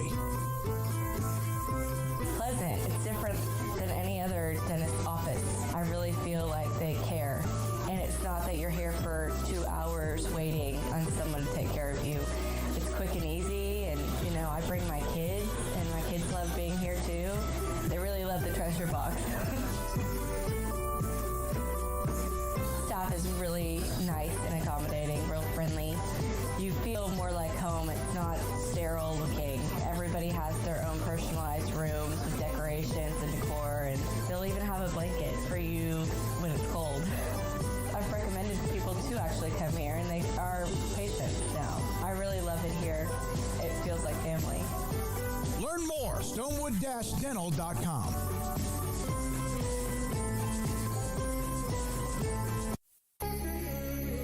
It's time for Paul Catalina's Top 5, brought to you by Texas Beef House. Where's the best beef in Texas? Your house when you order from Texas Beef House. Unleash the flavor of Texas-raised Wagyu. From our pasture to your plate, TexasBeefHouse.com. Happy early weekend to you, good people of 365 Sports. It's the Texas Beef House Top 5. Go to TexasBeefHouse.com. Don't forget to use our promo code SICK'EM10. I hope you enjoyed our preview show of what's to come in this 2024 college football season. Again, a reminder, all three of us will be back together Monday through Thursday next week before I go on my full vacation next week. So that'll be fun for the first 4 days of next week. Top 5 college football candidates that need a deeper look. These are guys going into the Hall of Fame or on the ballot, but I think they need maybe a deeper look, and they might fall through the cracks, so they have fallen through the cracks the last couple of years. Number 5, Larry Coker. Now, look, he did not completely build that roster at Miami that won in 2001 and then got robbed in 2002. But he did win that national championship. That was, he and Butch Davis built the roster. Butch Davis, the best roster in the history of college football. This is the guy that was actually charged with leading them into the national championship and certainly did that in 2001 with the best roster ever constructed in the history of college football. Absolutely. A roster full of college football Hall of Famers at that, and potential college football Hall of Famers or guys who are right on the cusp. That's how good that team was. When you talk about Ed Reed and Sean Taylor and Philip Buchanan and Ken Dorsey and the running backs they had, and the wide receiver, it's absolutely insane, the roster they had. And yes, most coaches could win a lot of games with that roster. But could most coaches wrangle that roster and keep all the stars in check like Larry Coker did? Probably not. And I know his coaching career after that is a little bit muddled, as far as the record goes, but he does have a national championship, and he helped launch the program at UTSA, which we know is one of the best Group of 5 programs right now. That's due in large part to the boots-on-the-ground effort that Larry Coker did to build that program. That, to me, is Hall of Fame material. Number 4, Ryan Leaf was an absolutely great quarterback in college. People forget because his life so tragically went off the rails when he went to the NFL, but if you follow Ryan Leaf now, he's one of the best broadcasters out there. He's a great advocate for recovery, and you can really look back at his college career and say, yes, this guy was a dominant quarterback. So dominant, in fact, that there were people who thought, you've got to take this guy over Peyton Manning, one of the greats of all time. So absolutely, Ryan Leaf deserves deep consideration for the College Football Hall of Fame. Number 3, Terrence Newman from Kansas State. Of course, long career with the Dallas Cowboys, a little shot with the Cincinnati Bengals, but great cornerback, great kick returner, great punt returner, was a threat every time he was on the field, was the best defensive back in the Big 12, maybe one of the best defensive backs in Big 12, not maybe, definitely one of the best defensive backs in the history of the Big 12. I would put him in the top 3 no matter what. I mean, you can argue that along, like, is it Michael Huff, is it Terrence Newman, who is it? But Terrence Newman, one of the best DBs in the history of the Big 12, should absolutely go in and was, I would say, of Bill Snyder total complete players of all time, he's also in the top 3 of that at Kansas State. Number 2, Ryan Yarbrough, wide receiver from Wyoming. Yesterday, I threw Antoine Randall L out. He was the quarterback at Indiana before he was a wide receiver of the pros, and you might have forgotten about Ryan Yarbrough at Wyoming. When he left college, he was the record holder for most 200-yard games. He was the record holder for most receiving yards. He had a ton of receptions. And look, he put Wyoming on the map a little bit while he was in school. So again, if you leave and you have records all over the place, that is Hall of Fame material. Now, he will fall through the cracks because of this name on his jersey right here, Wyoming, but he shouldn't. He was a stat monster there for the Cowboys and deserves deeper consideration in the College Football Hall of Fame. And number 1, Graham Harrell. This one probably not as much, won't be as much back and forth, but 4,000 yards passing in a season, all the records and numbers he put up under Mike Leach. This should absolutely be a College Football Hall of Famer right here.